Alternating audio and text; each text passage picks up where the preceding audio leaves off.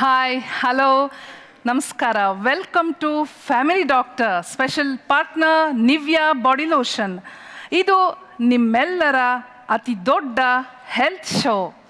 ನಾನು ನಿಮ್ಮೆಲ್ಲರ ಶೈಲಜಾ ಸಂತೋಷ್. ಇತ್ತೀಚಿನ ದಿನಗಳಲ್ಲಿ ಒಂದು ಯಂಗ್ ಗ್ರೂಪ್ ಒಂದು ವಿಷಯದ ಬಗ್ಗೆ ಬರೆಯೋದನ್ನು ಮಾತಾಡೋದನ್ನು ನಾನು ಸ್ವಲ್ಪ ನೋಡಿದೆ, ಗಮನಿಸಿದೆ. ಅವ್ರು ಹೇಳಕ್ಕೆ ಬರ್ತಾ ಇರೋದು ಋತುಸ್ರಾವದ ಬಗ್ಗೆ, ಅಂತಂದರೆ ತಮ್ಮ ಮುಟ್ಟಿನ ಬಗ್ಗೆ. ಪೀರಿಯಡ್ಸನ್ನು ನೀಲಿ ಬಣ್ಣದ ಮೂಲಕ ತೋರಿಸಿ ಅದನ್ನೊಂದು ಈಸಿಯಾದ ವಿಷಯ ಅಂತ ಹೇಳಿದೆ. ಅದರ ಮುಖಕ್ಕೆ ಹೊಡೆದಂಗೆ ಅದು ರಕ್ತದ ಬಣ್ಣದಲ್ಲಿಯೇ ಅದನ್ನು ತೋರಿಸ್ಬೇಕು ಅನ್ನುವಂಥದ್ದು ಈ ತಂಡದ ಉದ್ದೇಶ. ಇದರಿಂದಾಗಿ ನಾವು ಹೇಳ್ಬೋದು ಧೈರ್ಯವಾಗಿ, we bleed red red and red. Yes, ನಿಮಗೆ ಗೊತ್ತಾ, ಪ್ರಪಂಚದಲ್ಲಿ ಸಾಕಷ್ಟು ಬದಲಾವಣೆಗಳನ್ನು ತುಂಬ ವೇಗವಾಗಿ ತಮ್ಮದಾಗಿಸಿಕೊಳ್ಳೋದು ಮಹಿಳೆಯರು. ಸರಿನೋ ತಪ್ಪೋ ಗೊತ್ತಿಲ್ಲ, ಗ್ಲೋಬಲೈಸೇಷನ್ ಮಾಡುವಂತಹ ಎಲ್ಲ ಬದಲಾವಣೆಗಳನ್ನು ಮೊಟ್ಟ ಮೊದಲನೇದಾಗಿ ತಮ್ಮದು ಅಂತ ಸ್ವೀಕರಿಸೋದು ನಮ್ಮ ಹೆಣ್ಣು ಮಕ್ಕಳೇ. ಅದು ಅಪಾರ್ಟ್ಮೆಂಟ್ ಆಗಿರ್ಬೋದು, ಕಾರ್ ಆಗಿರ್ಬೋದು, ಹೋಟೆಲ್ ಆಗಿರಬಹುದು. ಅಷ್ಟೇ ಯಾಕೆ, ಒಂದು ಇಂಗ್ಲೀಷ್ ಕಲಿಯುವ ವಿಷಯದಲ್ಲಿ ಕೂಡ ನಮ್ಮ ಹೆಣ್ಣು ಮಕ್ಕಳು ಸದಾ ಮುಂದಿರ್ತಾರೆ. ಹೀಗಿರುವಾಗ ಮುಜುಗರ ಅಂತ ಅಂದ್ಕೊಂಡು ನಮ್ಮ ನೈಸರ್ಗಿಕವಾದಂತಹ ಈ ಋತುಸ್ರಾವದ ಬಗ್ಗೆ ಮಾತಾಡೋದಕ್ಕೆ ಈ ಹೆಣ್ಮಕ್ಳು ಯಾಕೆ ಹಿಂಜರಿಬೇಕು ಹೇಳಿ? ಇವತ್ತು ಮಾತಾಡಕ್ಕೆ ಬಂದಿರುವಂತಹ ವಿಷಯ ನಮ್ಮ ಹೆಣ್ಣು ಮಕ್ಕಳ ಋತುಸ್ರಾವದ ವಿಷಯ. ನಿಮ್ಮೆಲ್ಲರಿಗೂ ನಾನು ಶುಭ ಹಾರೈಸ್ತೀನಿ. ಮತ್ತು ಮುಂದೆ ಬಂದು ಈ ಕಾರ್ಯಕ್ರಮದಲ್ಲಿ ಓಪನ್ ಆಗಿ ಮಾತಾಡೋದಕ್ಕೆ ಬಂದಿದ್ದೀರಾ, ಪೀರಿಯಡ್ಸ್ ಬಗ್ಗೆ ಮಾತಾಡೋದಕ್ಕೆ ಬಂದಿದ್ದೀರಾ. I really like it. Yes, welcome. ಈ ಕಾರ್ಯಕ್ರಮಕ್ಕೆ ಹಾಗೆಯೇ ತಜ್ಞ ವೈದ್ಯರು, ಎಕ್ಸ್ಪರ್ಟ್ಸ್ ಬಂದಿದ್ದಾರೆ. ಅವರನ್ನು ಕೂಡ ಕಾರ್ಯಕ್ರಮಕ್ಕೆ ನಾವು ಸ್ವಾಗತಿಸೋಣ. ಮೊದಲನೇದಾಗಿ ಡಾಕ್ಟರ್ ಶಾಂತಲಾ, ಸ್ತ್ರೀರೋಗ ತಜ್ಞೆ, ನಮಸ್ಕಾರ, welcome to the show. Doctor Sharmila, ಸ್ತ್ರೀರೋಗ ತಜ್ಞೆ, gynaecologist, welcome. Doctor Chitra, endocrinologist, ನಮಸ್ಕಾರ. ಡಾಕ್ಟರ್ ಮಂಜುಳಾ, ತಮಗೂ ಕೂಡ ಕಾರ್ಯಕ್ರಮಕ್ಕೆ ಸ್ವಾಗತ. You are also gynaecologist.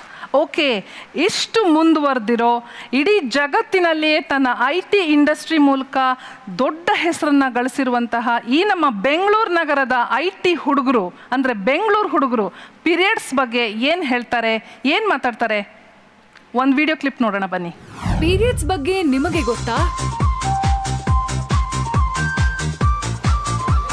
ಏನು ಸರ್, ನಮ್ಗೆ ಗೊತ್ತಿಲ್ಲ. It's something related to women. ಗೊತ್ತಿಲ್ಲ. ಮಂತ್ಲಿ ಆಗತ್ತೆ. ಹುಡುಗಿಯರಿಗೆ ಸಂಬಂಧಪಟ್ಟಿರೋದು. ಗೊತ್ತಿಲ್ಲ. Ladies related. No idea. ಗೊತ್ತಿಲ್ಲ. ಅದ್ರ ಬಗ್ಗೆ ನನಗೆ ಗೊತ್ತಿಲ್ಲ. ಅದು ನಮ್ಗೆ ಗೊತ್ತಿಲ್ಲ ಸರ್. ಹುಡುಗಿಗೆ ಮಂತ್ಲಿ ಬರುತ್ತೆ. It's natural process. ಸ್ವಲ್ಪ ಕಾಂಪ್ಲಿಕೇಟೆಡ್. ಗೊತ್ತಿಲ್ಲ ಸರ್. ನಮಗೆ ಗರ್ಲ್ ಫ್ರೆಂಡ್ಸ್ ಇದ್ರೆ ಗರ್ಲ್ ಫ್ರೆಂಡ್ಸ್ ಇಲ್ವಲ್ಲ, ಸೊ ಹೆಂಗೆ ಗೊತ್ತಾಗುತ್ತೆ? ಆ ಟೈಮಲ್ಲಿ ಹುಡುಗಿರಿಗೆ ಹೋಗ್ಬಿಟ್ಟು ಹಗ್ ಮಾಡಿದ್ರೆ ಅವ್ರು ತಳ್ಬಿಡ್ತಾರೆ. ಸೆಕೆಂಡ್ ಮೂಮೆಂಟಲ್ಲೇ ಒಂದು ಸಡನ್ ಆಗಿ ಕೋಪ ಬಂದ್ಬಿಡುತ್ತೆ ಅವ್ರಿಗೆ. ಅಲ್ಲ, ಗೊತ್ತು, ಬಟ್ ಪರ್ಸನಲ್ ಇಶ್ಯೂಸ್ ಅಲ್ವಾ, ಪಬ್ಲಿಕಲ್ಲಿ ಹೇಳಕ್ಕೆ. ವಿಡಿಯೋ ಕ್ಲಿಪ್ ನೋಡಿದ್ವಿ. ಗಂಡು ಮಕ್ಕಳಿಗೆ ಪೀರಿಯಡ್ಸ್ ಬಗ್ಗೆ, ಅಂದರೆ ಮುಟ್ಟಿನ ಬಗ್ಗೆ ಏನು ಗೊತ್ತಾಗ್ತಾ ಇಲ್ಲ, ಏನು ಹೇಳಬೇಕು ಅಂತ ಗೊತ್ತಾಗ್ತಾ ಇಲ್ಲ, ಮುಜುಗರನೂ ಇದೆ ಅಂತ ನಮ್ಗೆ ಗೊತ್ತಾಯಿತು. ಸರಳವಾಗಿ ಅವ್ರಿಗೆ ಅರ್ಥ ಆಗೋ ಥರ ನಿಮ್ಮಲ್ಲಿ ಯಾರು ಪೀರಿಯಡ್ಸ್ ಬಗ್ಗೆ ಓಪನ್ ಆಗಿ ಮಾತಾಡ್ತೀರಾ ಹೇಳಿ ನೋಡೋಣ. ಭೂತಾಯಿ ಒಂದು ವರ್ಷಕ್ಕೊಮ್ಮೆ ಫಲವತ್ತತೆಯಿಂದ ಅವಳು ಭೂಮಿಗೆ ಬರ್ತಾಳೆ. ಅದೇ ರೀತಿ ಹೆಣ್ಣು ಕೂಡ ನೈಸರ್ಗಿಕವಾಗಿ ತಾನು ಫಲಭರಿತವಾಗಿ ಸಮಾಜಕ್ಕೆ ಬಿಡುಗಡೆಯಾಗುವಂಥದ್ದು. ರೈಟ್. ಭಾಳ ಬ್ಯೂಟಿಫುಲ್ ಆದಂಥ ಒಂದು ಇದು ಕೊಟ್ರಿ, ಕಂಪ್ಯಾರಿಸನ್ ಕೊಟ್ರಿ. ಹೆಣ್ಣಿನ ದೇಹದಲ್ಲಿ ಅಂಡಾಣು ಇರುತ್ತೆ. ಆ ಅಂಡಾಶಯದಿಂದ ಒಂದು ಅಂಡಾಣು ಋತುಚಕ್ರದ 14ನೇ ದಿನ ಅಥವಾ 16ನೇ ದಿನ ಪಕ್ವಾಗಿ ಅದು ಫೆಲೋಪಿಯನ್ ನಾಳದ ಮೂಲಕ ಹೋಗಿ ಯುಗ್ಮಜದಲ್ಲಿ ಒಂದು ಪಕ್ಕದ ಸೈಡಲ್ಲಿ ಅದು ಹೊರದಬ್ಬುತ್ತೆ. ಅದು ಬ್ಲಡ್ನ ರೀತಿ ಹೊರಬರುತ್ತೆ. ಅದನ್ನೇ ಪೀರಿಯಡ್ಸ್ ಅಂತ ಕರೀತಾರೆ. ಈ ಒಂದು ಪ್ರಾಸೆಸ್ಸಿಂದ ಮಾತ್ರ ನಾವು ತಾಯಿ ಆಗಲಿಕ್ಕೆ ಸಾಧ್ಯ. Yes, very good. ಆ ಹುಡುಗರಿಗೆ ಉತ್ತರ ಕೊಡೋದು ತುಂಬ ಇಂಪಾರ್ಟೆಂಟ್. ಆ ಉತ್ತರ ನಿಮ್ಮದು ಏನು ಬರುತ್ತೆ? It is a natural thing. Because ಇವಾಗ ಹುಡುಗರಲ್ಲೂ ಆಗುತ್ತೆ ಚೇಂಜಸ್. ಅಂದರೆ ಒಂದು ವಯಸ್ಸಿಗೆ ಬಂದಾಗ ಅವ್ರದ್ದು ವಾಯ್ಸ್ ಹೊಡೆಯುತ್ತೆ, ದ ಕೋರ್ಸ್ ವಾಯ್ಸ್ ಸ್ಟಾರ್ಟ್ ಆಗುತ್ತೆ, ಮೀಸೆ ಬರೋಕ್ಕೆ ಸ್ಟಾರ್ಟ್ ಆಗುತ್ತೆ, ಅವ್ರಿಗೂ ದೇಹದಲ್ಲಿ ಕೂದಲೆಲ್ಲ ಜಾಸ್ತಿ ಆಗುತ್ತೆ. ದ ಸೇಮ್ ವೇ ಹೆಣ್ಮಕ್ಳಿಗೂ ಆಗುತ್ತೆ. This is a natural way. ಅವ್ರದ್ದು ವಿತ್ ಬ್ಲೀಡಿಂಗ್ ಇರುತ್ತೆ. ಇದ್ರ ಬಗ್ಗೆ ಸಹಜವಾಗಿ ಎಲ್ಲರೂ ಕೂತಿರೋ ಟೈಮ್ನಲ್ಲಿ ಈ ಥರ ಆಗಿದೆ, ದಿಸ್ ಮೀನ್ಸ್ ದ್ಯಾಟ್ ತಿಂಗಳು ಈ ಥರ ಆಗುತ್ತೆ ಅಂತ ಅದನ್ನು ಎಲ್ಲರ ಜೊತೆಗೆ ಮಾತಾಡಿ ಅದನ್ನು ಒಂದು ಹಿಡನ್ ಟಾಪಿಕ್, ಟ್ಯಾಬು ಟಾಪಿಕ್ ಮಾಡದೇ ಇದ್ದರೆ ಅವರು ಸಹಜವಾಗಿ ಬೆಳೀತಾರೆ. ಆ ಚಿಕ್ಕ ವಯಸ್ಸಿನಲ್ಲಿ ನಿಮ್ಮ ತಂಗಿ ತಾಯಿ ಜೊತೆಗೆ ಅದ್ರ ಬಗ್ಗೆ ಸರಳವಾಗಿ ಮಾತಾಡಿ ಬೆಳೆದಿದ್ದರೆ ಮುಂದೆ ಬೆಳೆದಾಗ ಈ ಥರ ಉತ್ತರ ಬರಲ್ಲ. ದೇಹ ನೈಸರ್ಗಿಕವಾಗಿ ಒಂದು ಅದ್ಭುತವಾದ ಒಂದು ಮಾರ್ಪಾಟಾಗುತ್ತಲ್ಲ, that itself is a very beautiful thing, beautiful event ಅಂತ. ಅದ್ರ ಬಗ್ಗೆ ಆಶ್ಚರ್ಯವಾದ ವಿಷಯದ ಬಗ್ಗೆ ಸ್ವಲ್ಪ ನೀವು ನಮಗೆ ಮಾಹಿತಿ ಕೊಡಬೇಕು. ಈ ನಮ್ಮ ಮಿದುಳಿನಲ್ಲಿ ಒಂದು ಪಿಟ್ಯೂಟ್ರಿ ಗ್ಲ್ಯಾಂಡ್ ಅಂತ ಇದೆ. ಈ ಪಿಟ್ಯೂಟ್ರಿ ಗ್ಲ್ಯಾಂಡಲ್ಲಿ ಸಾಕಷ್ಟು ಹೆಣ್ಣಿಗೆ ಬೇಕಾದಂಥ ಹಾರ್ಮೋನ್ಸ್ ಉತ್ಪತ್ತಿ ಆಗಕ್ಕೆ ಶುರುವಾಗುತ್ತೆ. ಅದರಲ್ಲಿ ಫಾಲಿಕಲ್ ಸ್ಟಿಮ್ಯುಲೇಟಿಂಗ್ ಹಾರ್ಮೋನ್ ಅಂತ ಇದೆ, ರಿಲೀಸಿಂಗ್ ಹಾರ್ಮೋನ್ಸ್ ಇರುತ್ತೆ, ಲ್ಯೂಟಿನೈಸಿಂಗ್ ಹಾರ್ಮೋನ್ಸ್ ಅಂತ ಇರುತ್ತೆ. ಸೊ ಇದರಲ್ಲಿ ಡಿಫ್ರೆಂಟ್ ಹಾರ್ಮೋನ್ಸು ಡಿಫ್ರೆಂಟ್ ಆರ್ಗನ್ಸ್ ಮೇಲೆ ಎಫೆಕ್ಟ್ ಆಗುತ್ತೆ. ಬ್ರೆಸ್ಟ್ ಮೇಲೆ ಎಫೆಕ್ಟ್ ಆಗೋವಂಥ ಹಾರ್ಮೋನ್ಸ್ ಕೂಡ ಡೆವಲಪ್ ಆಗುತ್ತೆ, ಹಾಗೆ ಗುಪ್ತಾಂಗಗಳ ಮೇಲೆ ಡೆವಲಪ್ ಆಗೋದು. ಸೊ ಪ್ರತಿಯೊಂದಕ್ಕೂ ಒಂದೊಂದಿದೆ. ಇದ್ರ ಜೊತೆಗೆ ಥೈರಾಯ್ಡ್ ಕೂಡ ಇದೆ. ಸೊ ಇದೆಲ್ಲನೂ ಸೇರಿ ಒಂದು ಸುಂದರವಾದ ಇಂಟರ್ ಕನೆಕ್ಟೆಡ್ ಸಿಸ್ಟಮ್ ಇದು. ಒಂದು ಹೆಣ್ಣು ಮಗು ಹೆಲ್ತಿಯಾಗಿದ್ದಾರೆ, ಆರೋಗ್ಯಕರವಾಗಿ ಇದ್ದಾರೆ ಅನ್ನೋದು ಒಂದು ಮೇಲಿಂದ ನೋಡಿ ಹೇಳಬೇಕಂದ್ರೆ ಪೀರಿಯಡ್ಸ್ ರೆಗ್ಯುಲರ್ ಇದೆಯಾ ಇಲ್ವಾ ಅನ್ನೋ ವಿಷಯ. ಪೀರಿಯಡ್ಸ್ ನಾರ್ಮಲ್ ಆಗಿ ಆಗ್ತಾ ಇರೋದು is the best indicator that woman ಆರೋಗ್ಯವಾಗಿದ್ದಾರೆ ಅಂತ. ಅದನ್ನು ಮೇಂಟೈನ್ ಮಾಡೋದೇ ಈಸ್ ಅ ಕಾಂಪ್ಲಿಕೇಟೆಡ್ ಇಶ್ಯೂ. ಅದು ಏರುಪೇರು ಆದಾಗಲೇ ಅದರದ್ದು ಬ್ಯೂಟಿ ಗೊತ್ತಾಗೋದು. ಈ 28 ದಿನಗಳ ಈ ಸೈಕಲ್ ಏನಿದೆಯಲ್ಲ, ಅದು ಅದರ ಆರಂಭದ ಹಂತ ಮತ್ತು ಅದರ ಕೊನೆ ಹಂತ ಅದು ಹೇಗೆ ಇರುತ್ತೆ, ಅದು ಹೇಗೆ ಬೆಳೆದು ಅದು ಹೇಗೆ ಹೊರಬರುತ್ತೆ ಮತ್ತು ಈ ಕ್ರಿಯೆ ಯಾಕಾಗುತ್ತೆ ಅನ್ನೋದನ್ನು ನೀವು ಹೇಳಬೇಕು. ದೇಹದಲ್ಲಿ ಪ್ರತಿ ತಿಂಗಳು ಮೊದಲನೆಯ ಅರ್ಧ ಮೊಟ್ಟೆ ರೆಡಿಯಾಗಿ ಬಿಡುಗಡೆ ಆಗುವ ಟೈಮ್. ಪ್ರತಿ ತಿಂಗಳು ಒಂದು ಮೊಟ್ಟೆ ರಿಲೀಸ್ ಆಗುತ್ತೆ ಫಾರ್ ಫರ್ಟಿಲೈಸೇಷನ್, ಮಗು ಆಗುವುದಕ್ಕೆ. ಫರ್ಟಿಲೈಸೇಷನ್ ಆಗಿಲ್ಲ ಅಂದರೆ ಆ ರೆಡಿ ಆಗಿರುತ್ತಲ್ಲ ಬೆಡ್ ಕ್ಲಿಯರ್ ಆಗುತ್ತೆ, ಬೆಡ್ ಹೊರಗಡೆ ಬರುತ್ತೆ. ಎಕ್ಸಾಕ್ಟ್ಲಿ, ಬ್ಲಡ್ ಹೊರಗಡೆ ಬರುತ್ತೆ. ಬೆಡ್ ಬರಬೇಕಾದ್ರೆ ಅದ್ರ ಜೊತೆಗೆ ಬ್ಲಡ್ ಬರುತ್ತೆ. That's all. ಓಕೆ, ತುಂಬ ಇಂಪಾರ್ಟೆಂಟ್ ಆದಂತಹ ಒಂದು ಪ್ರಶ್ನೆಗೆ ನಾನೀಗ ಬರ್ತಾ ಇದ್ದೀನಿ. ಈ ಋತುಸ್ರಾವ ಆಗುತ್ತಲ್ಲ, ಅದಕ್ಕಿಂತ ಮೊದಲಿನ 10 ದಿನ ನೀವು ಹೇಗಿರ್ತೀರಾ? ನಾವು ಯೂಶಲಿ ಫೀಲ್ ಆಗೋ ನಾರ್ಮ್ಯಾಲಿಟಿ ಇರ್ತಿರ್ಲಿಲ್ಲ. ಸುಸ್ತಾಗೋದು, ಇರಿಟೇಟ್ ಆಗೋದು, ತುಂಬ ಟೆಂಪರ್ ಫ್ಲಕ್ಚುಯೇಷನ್ಸ್, ಈ ಥರ. ತುಂಬ ಏನು ಫ್ಲಕ್ಚುಯೇಟ್ ಆಗ್ತದೆ? ಟೆಂಪರ್. ಓಕೆ. ಕಾಲು ನೋವು ಜಾಸ್ತಿ ಬರುತ್ತೆ. ಆ ಟೈಮಲ್ಲಿ ಕಾಲು ನೋವು, ಹೊಟ್ಟೆ ನೋವು ನಮ್ಗೆ ಜಾಸ್ತಿ ಇಂಡಿಕೇಟ್ ಕೊಡುತ್ತೆ. ಈ ಟೈಮಲ್ಲಿ ನಮಗೆ ಋತುಸ್ರಾವ ಆಗುತ್ತೆ, ನಿಮಗೆ ಪೀರಿಯಡ್ ಸೈಕಲ್ಸ್ ಇದೆ ಅಂತ ಹೇಳಿ ಅದರಿಂದ ನಮಗೆ ಗೊತ್ತಾಗುತ್ತೆ. ಪಿಂಪಲ್ಸ್ ಸ್ಟಾರ್ಟ್ ಆಗುತ್ತೆ. ಎಸ್, ಭಾಳ ಕರೆಕ್ಟಾಗಿ ಅಬ್ಸರ್ವ್ ಮಾಡಿದ್ದೀರಾ ನೀವು. ತುಂಬ ಹೊಟ್ಟೆ ನೋವು ಬರುತ್ತೆ. 10 ದಿನದ ಮೊದಲು ಹೊಟ್ಟೆ ನೋವು ಬರುತ್ತಾ? ಇಲ್ಲ, 1 ವೀಕ್ ಬಿಫೋರ್ ಹೊಟ್ಟೆ ನೋವು, ಸ್ವಲ್ಪ ಸೊಂಟ ನೋವು ಬರುತ್ತೆ. ಏನೂ ಕೆಲಸ ಮಾಡೋಕ್ಕಾಗಲ್ಲ. ಬ್ರೆಸ್ಟ್ ಪೇಯ್ನ್ ಬರುತ್ತೆ. Yes, very very important. ಅದನ್ನು ಅವ್ರು ನೋಟಿಸ್ ಮಾಡಿದ್ದಾರೆ. ಬ್ಯಾಕ್ ಸ್ಟಿಫ್ ಆದಂಗೆ ಆಗುತ್ತೆ, ಬೆಂಡ್ ಮಾಡಿದ್ರೆ ಮತ್ತೆ ನಿಂತ್ಕೊಂಡಾಗ ನೋವು ಆಗುತ್ತೆ. ಎಸ್, ಇದೆಲ್ಲವೂ 10 ದಿನದ ಹಿಂದೆ ಆರಂಭ ಆಗುತ್ತೆ ಅಥವಾ 1 ವಾರದ ಮೊದಲು ಆರಂಭ ಆಗುತ್ತೆ. ಇನ್ನೇನು ಆರಂಭ ಆಗುತ್ತೆ ನನ್ನ ಋತುಸ್ರಾವ ಅಂತ ಹೇಳುವಾಗ ಆ 2 ದಿನಗಳ ಹಿಂದೆ ಹೇಗಿರುತ್ತೆ? ಸ್ವಲ್ಪ ವೈಟ್ ಡಿಸ್ಚಾರ್ಜ್ ಆಗುತ್ತೆ. Yes, absolutely. ಮತ್ತೊಂದು ಭಾಳ ಇಂಪಾರ್ಟೆಂಟ್ ಪಾಯಿಂಟ್ ಹೇಳಿದ್ರಿ. ನಾವು ನಾರ್ಮಲ್ ಡೇಸಲ್ಲಿ ಫೀಲ್ ಮಾಡೋ ಥರ ಕಂಫರ್ಟ್ ಝೋನ್ ಇರೋಲ್ಲ. ನಾವು ಕಾನ್ಷಿಯಸ್ ಆಗಿರ್ತೀವಿ. ಓಕೆ, ಹತ್ರ ಬರ್ತಿದೆ ಅಂತ. ತುಂಬ ಸ್ಟ್ರೆಸ್ ಫೀಲ್ ಆಗುತ್ತೆ, ತುಂಬ ಟೆನ್ಷನ್ ಆಗುತ್ತೆ. ಇವಾಗ ಹಾಕ್ತೀವ, ನಾಳೆ ಹಾಕ್ತೀವ. ಓಕೆ, ಫಸ್ಟ್ ಥಾಟ್ ಏನು? ಲೈಕ್ ಆಯ್ತು ಅಂದಾಗ ನಿಮ್ಗಾಗುವಂತ ಫಸ್ಟ್ ಥಾಟ್ ಏನು ಬರುತ್ತೆ ನಿಮ್ಮ ಮೈಂಡಲ್ಲಿ? ಆಯ್ತಲ್ಲ ಅನ್ನೋ ಥರ ಆಗುತ್ತೆ. ಸದ್ಯ ಈ 10 ದಿವಸದ ಮುಜುಗರ ಎಲ್ಲ ಹೋಯ್ತು. ಓಕೆ, ಸ್ವಲ್ಪ ಬ್ಲೀಡಿಂಗ್ ಏನಾದರೂ ಜಾಸ್ತಿ ಇದ್ದರೆ ಕಾನ್ಷಿಯಸ್ ಇರುತ್ತೆ. ಓಕೆ, ಡ್ರೆಸ್ ಏನಾದರೂ ಇದಾಗುತ್ತಾ, ಆ ಥರ ಕಾನ್ಷಿಯಸ್ ಇರುತ್ತೆ. ಸ್ಕೂಲಿಗೆ ಹೋಗ್ಬೇಕು ಅಂತಾನೆ ಅನ್ಸಲ್ಲ. ಯಾಕಪ್ಪ ಹೋಗ್ಬೇಕು, ಯಾಕೆ ಅದನ್ನ ಆದ್ವಿ ಅನ್ಸುತ್ತೆ ನಿಂಗೆ? ಯಾಕೆ ಹಂಗೆ ಅನ್ಸುತ್ತೆ? ಏನು ರೀಸನ್ ಕೊಡ್ತೀಯ ನೀನು? ತುಂಬ ತಲೆ ಸುತ್ತುತ್ತೆ, ಇಲ್ಲಾಂದ್ರೆ ಅಲ್ಲೇ ಬಿದ್ದೋಗ್ತೀನಿ, ಅದಕ್ಕೆ ಅದರಿಂದ ನಿಂಗೆ ಹಂಗೆ ಅನ್ಸುತ್ತೆ. ಓಕೆ, ಪೀರಿಯಡ್ಸ್ ಇಲ್ಲದೆ ಉಳಿದ ದಿನಗಳಲ್ಲಿ ನಿಮ್ಮ ಮನಸ್ಥಿತಿ ಹೇಗಿರುತ್ತೆ? ಪೀರಿಯಡ್ಸ್ ಆಗಿ 1 ವೀಕ್ ಆದಮೇಲೆ ಫುಲ್ ಆರಾಮಾಗಿರ್ಬೋದು. ಇವಾಗ ರಿಲೀಫ್ ಆಗಿರುತ್ತೆ. ಪೀರಿಯಡ್ಸ್ ಬ್ಲೀಡಿಂಗ್ ಎಲ್ಲ ನಿಂತ ಮೇಲೆ ಒಂದು ವೀಕ್ ಬರುತ್ತೆ. Happy girl. ಹ್ಯಾಪಿ ಆಗಿರ್ಬೋದು. ಎಲ್ಲಿ ಬೇಕಾದ್ರೂ ಹೋಗ್ಬೋದು, ಎಲ್ಲಿ ಬೇಕಾದ್ರೂ ಆಟ ಆಡ್ಬೋದು, ಏನು ಬೇಕಾದ್ರೂ ಮಾಡ್ಬೋದು. Yes yes. ಇನ್ನೊಂದು ಹಬ್ಬ ನ್ಯಾಪ್ಕಿನ್ ಹಾಕೊಳೋದು ತಪ್ಪಲ್ಲ ಅಂತ ಅನ್ಸುತ್ತೆ. ಪೀರಿಯಡ್ ಕ್ಲೋಸ್ ಆದ ತಕ್ಷಣನೇ ಬರೋದು ಮೇನು. ನಮ್ಗೆ ಇಷ್ಟವಾದ ಕಾಸ್ಟ್ಯೂಮ್ ಹಾಕೋಬೋದು ಆ ಟೈಮಲ್ಲಿ. ಅಂದರೆ ನಮ್ಗೆ ಇಷ್ಟವಾದ ಬಟ್ಟೆ ಹಾಕೊಳ್ಳೋಕೆ ಮನಸ್ಸಿದ್ರೂ ಹಾಕೊಳ್ಳೋಕೆ ಎಲ್ಲೋ ಒಂದು ಕಡೆ ಮುಜುಗರ ಆಗ್ತಾ ಇರುತ್ತೆ. ಹೌದು. ಸೊ ಅದು ಮುಗಿದ ತಕ್ಷಣನೇ ಹ್ಯಾಪಿ. ಮುಗಿದ ತಕ್ಷಣ ಭಾರಿ ಹ್ಯಾಪಿ.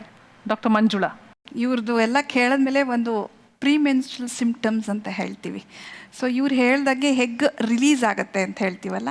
ಸೊ ಫಸ್ಟು ದಿನಗಳಲ್ಲಿ ಒಂದು ಹಾರ್ಮೋನ್ಸು ಇಂಪಾರ್ಟೆಂಟ್ ಇರ್ತದೆ, ನೆಕ್ಸ್ಟ್ ದಿನಗಳಲ್ಲಿ ಇನ್ನೊಂದು ಹಾರ್ಮೋನ್ಸ್ ಇಂಪಾರ್ಟೆಂಟ್ ಇರುತ್ತೆ. ಆ ಹಾರ್ಮೋನಲ್ಲಿ ಪ್ರೊಜೆಸ್ಟ್ರಾನ್ಸ್ ಅಂತ ಹೇಳ್ತೀವಿ. ಸೊ ಈ ಹಾರ್ಮೋನ್ಸು ಇವ್ರು ಹೇಳಿದ್ದು ತೊಂದರೆಗಳೆಲ್ಲ ಅದರಿಂದ ಎಫೆಕ್ಟ್ ಆಗ್ತಿರುತ್ತೆ. ಎಷ್ಟೊಂದು ಜನ ಹೇಳ್ದಂಗೆ ಮೂಡ್ ಸ್ವಿಂಗ್ಸ್ ಅಂತ ಹೇಳಿದ್ರು, ಅದೆಲ್ಲ ಆಗೋದು ಆ ಪ್ರೊಜೆಸ್ಟ್ರಾನ್ ಹಾರ್ಮೋನ್ಸಿಂದ. ಪೀರಿಯಡ್ಸ್ ಆದ ತಕ್ಷಣ ರಿಲ್ಯಾಕ್ಸ್ ಅಂತಾರೆ. ಅದೇ ಹೇಳ್ದಂಗೆ ಆ ಬೆಡ್ ವಿತ್ ಬ್ಲಡ್ ಶೆಡ್ಡಿಂಗ್ ಆಗುತ್ತಲ್ಲ, ಸೊ ಆ ಹಾರ್ಮೋನ್ಸು ಆ ಪ್ರೊಜೆಸ್ಟ್ರಾನು ಅದು ಮತ್ತೆ ನಾರ್ಮಲ್ ಲೆವೆಲ್ಗೆ ಬರುತ್ತೆ. ಇದ್ರ ಜೊತೆಗೆ ಇನ್ನೂ ಕೆಲವು ಯಾವುದಾದ್ರೂ ಸಿಂಪ್ಟಮ್ಸ್ ಬರೋದಿದೆಯಾ? ತುಂಬ ತಲೆನೋವು ಬರುತ್ತೆ, ಮತ್ತು ಮೂಡ್ ಸ್ವಿಂಗ್ಸ್ ಅಂತೂ ತುಂಬ ಜಾಸ್ತಿ ಆಗುತ್ತೆ. ನಾರ್ಮಲಾಗಿ ಇರಲ್ಲ ಮನೇಲಿ ಎಲ್ಲರಿಗೂ, ಎಸ್ಪೆಷಲಿ ಈ ಹೆಣ್ಮಕ್ಳೆಲ್ಲ ತಮ್ಮ ತಾಯಂದಿರ ಮೇಲೆ ಜಗಳ ಮಾಡ್ತಾರೆ. ಈ ಮುಟ್ಟಾಗೋದು ಇನ್ನೊಂದು 10 ದಿನ ಅಂದಂಗೆ ಇದು ಸ್ವಲ್ಪ ಹೆಣ್ಮಕ್ಳಿನಲ್ಲಿ ಇದು ಹಾರ್ಮೋನ್ಸ್ ಪ್ರಭಾವ. ನಾರ್ಮಲ್ ಮುಟ್ಟಾದ ತಕ್ಷಣ ಅದು ನಾರ್ಮಲ್ ಆಗಿಬಿಡ್ತಾರೆ. ಓಕೆ, ಇದಷ್ಟಲ್ಲದೆ ಇನ್ನೂ ಏನಾದರೂ ಸೀರಿಯಸ್ ಸಿಂಪ್ಟಮ್ಸ್ ಇದೆಯಾ ಡಾಕ್ಟರ್, ನೀವು ಹೇಳ್ತೀರಾ? ಯೂಶಲಿ ಇವ್ರು ಹೇಳಿದ ಸಿಂಪ್ಟಮ್ಸ್ ಇರುತ್ತೆ. ನಾವು ವಿ ಕನ್ಸಿಡರ್ ಟ್ರೀಟ್ಮೆಂಟ್ ಅಂತ ಯಾವಾಗ ಕೊಡ್ತೀವಿ ಅಂದರೆ ಇದು ಸಿವಿಯಾರಿಟಿ. ಈಗ ಬ್ರೆಸ್ಟ್ ಟೆಂಡರ್ನೆಸ್ಸನ್ನು ತೊಗೊಂಡ್ರೆ ಸ್ವಲ್ಪ ಜನ ಮಕ್ಳಿಗೆ ತುಂಬ ಸಿವಿಯರ್ ಇರುತ್ತೆ. Regular normally we say it is normal ಅಂತ ಬಿಡ್ತೀವಿ. When it becomes very severe we have to investigate. So probably your bleeding is too much. So ಅವಾಗ ಎಷ್ಟು ಬ್ಲೀಡಿಂಗ್ ಆಗ್ತಿದೆ ಅದನ್ನು ನೋಡಿ maybe we have to correct underlying anaemia ಇರ್ಬೋದು, blood ಕಮ್ಮಿ ಇರ್ಬೋದು. ಹಂಗೆ ವೆನ್ ಅವ್ರ ದಿನದ ಆ್ಯಕ್ಟಿವಿಟೀಸ್ ಮಾಡೋಕ್ಕಾಗದೇ ಇದ್ದಾಗ ವಿ ಶುಡ್ ಕನ್ಸಿಡರ್ ಟ್ರೀಟ್ಮೆಂಟ್. ಈಗ ಲೈಟಾಗಿ ಒಂದು ಕ್ವಶನ್ ಕೇಳ್ತೀನಪ್ಪ, ನೀವು ಸ್ವಲ್ಪ ಯೋಚನೆ ಮಾಡಿ ನಂಗೆ ಉತ್ತರ ಕೊಡಬೇಕು. ಹುಡುಗಿಯರು ಸೇರಿದಾಗ ಪೀರಿಯಡ್ಸ್ ಬಗ್ಗೆ ಏನು ತಮಾಷೆ ಮಾಡ್ತೀರಾ, ಏನು ಜೋಕ್ಸ್ ಮಾಡ್ಕೋತೀರಾ? ಜೋಕ್ ಅಂತ ಮಾತಾಡಲ್ಲ. We talk about the seriousness and complexity. ಆಮೇಲೆ ನಾವು ಹೆಂಗಿರ್ಬೇಕು ನಾನು ಕೇಳಿದ್ದು ಅದು ಎಲ್ಲರೂ ಮಾತಾಡ್ತೀವಿ, ಅಯ್ಯೋ ಇವತ್ತು ಹಿಂಗಾಯ್ತು ಹಂಗಾಯ್ತು, ಸೀರಿಯಸ್ ಆಗಿ ಮಾತಾಡ್ತೀವಿ. ಬಟ್ ಲೈಟಾಗಿ ಜೋಕ್ ಮಾಡೋದು. ನಾನು ಪೀರಿಯಡ್ಸ್ ಆಗಿರ್ಬೇಕಾದ್ರೆ ನನ್ನ ಫ್ರೆಂಡ್ಸ್ ಏನು ಮಾಡ್ತಾರೆ, ಕಂಗ್ರಾಟ್ಸ್ ಅಂತ ಹೇಳ್ಕೊಂಡು ತಮಾಷೆ ಮಾಡ್ತಾರೆ. ಓಕೆ, ಎಸ್ ಮೇಡಮ್ ಗಾಡಿ ಪಂಚರ್ ಅಂತ. ಗಾಡಿ ಪಂಚರ್. S, okay. ಮತ್ತೆ ಇದೇ ಥರ ಬಿಟ್ಟರೆ ಒಂದೊಂದೇ ಬರುತ್ತೀಗ ಹೊರಗಡೆ, ನಾವೇನು ಕಮ್ಮಿ ಇಲ್ಲ, ಸಿಕ್ಕಾಪಟ್ಟೆ ಇದೆ ಅಂತ ಜೋಕ್ಸು. ಮ್ಯಾಮ್ ಆ್ಯಕ್ಚುಲಿ ನಾವು ನರ್ಸಿಂಗ್ ಫೀಲ್ಡಲ್ಲಿ ಇರೋದು, ಅದರಿಂದ ನಾವು ಲೀಕಿಂಗ್ ಪಿ ವಿ ಅಂತ ಏನಂತೀರಾ? ಲೀಕಿಂಗ್ ಪಿ ವಿ ಅಂದರೆ ಪರ್ ವೆಜೈನಲ್ ಬ್ಲೀಡಿಂಗ್ ಅಂತಂದರೆ leaking P V. Okay, yes. ಏನು ಹಬ್ಬ ಶುರು ಆಯ್ತಾ ಅಂತಾರೆ. ಹಬ್ಬ ಶುರು ಆಯ್ತಾ ಅಂತ ಹೇಳ್ತಾರೆ. ಓಕೆ, ಇದೆಲ್ಲ ಈ ಥರ ಎಲ್ಲ ಮಾತಾಡ್ಕೊಂಡು ಅದನ್ನು ಲೈಟ್ ಮಾಡ್ಕೊಳ್ಳೋದು. ಒಂದು ಸುಮ್ಮನೆ ದಪ್ಪ ಮುಖ ಹಾಕ್ಕೊಂಡು ಹತ್ಕೊಂಡು ಕೂತ್ಕೊಳ್ಳೋಕ್ಕಿಂತ ಸ್ನೇಹಿತೆಯರ ಹತ್ರ ಏನೋ ಒಂದು ತಮಾಷೆ ಮಾಡಿಕೊಂಡು ಅದ್ರ ಬಗ್ಗೆ ಮಾತಾಡಿದ್ರೆ ನಮಗದು ಸ್ವಲ್ಪ ಲೈಟ್ ಆಗ್ತೀವಿ ನಾವು, ಅಲ್ವಾ? ಓಕೆ, ನಾನು ಡಾಕ್ಟರ್ಸ್ ಹತ್ರ ಕೇಳಲೇಬೇಕಪ್ಪ, ನೀವು ಯಾವ ಥರ ಜೋಕ್ಸ್ ಮಾಡ್ಕೋತೀರಾ ಅಂತ. ತುಂಬ ಇರುತ್ತೆ ಅಂತ ನಂಗೆ ಅನ್ಸುತ್ತೆ. ಎಸ್, ಓಮ್ ಇಸ್ ಕ್ರೈಯಿಂಗ್ ಅಂತೀವಿ.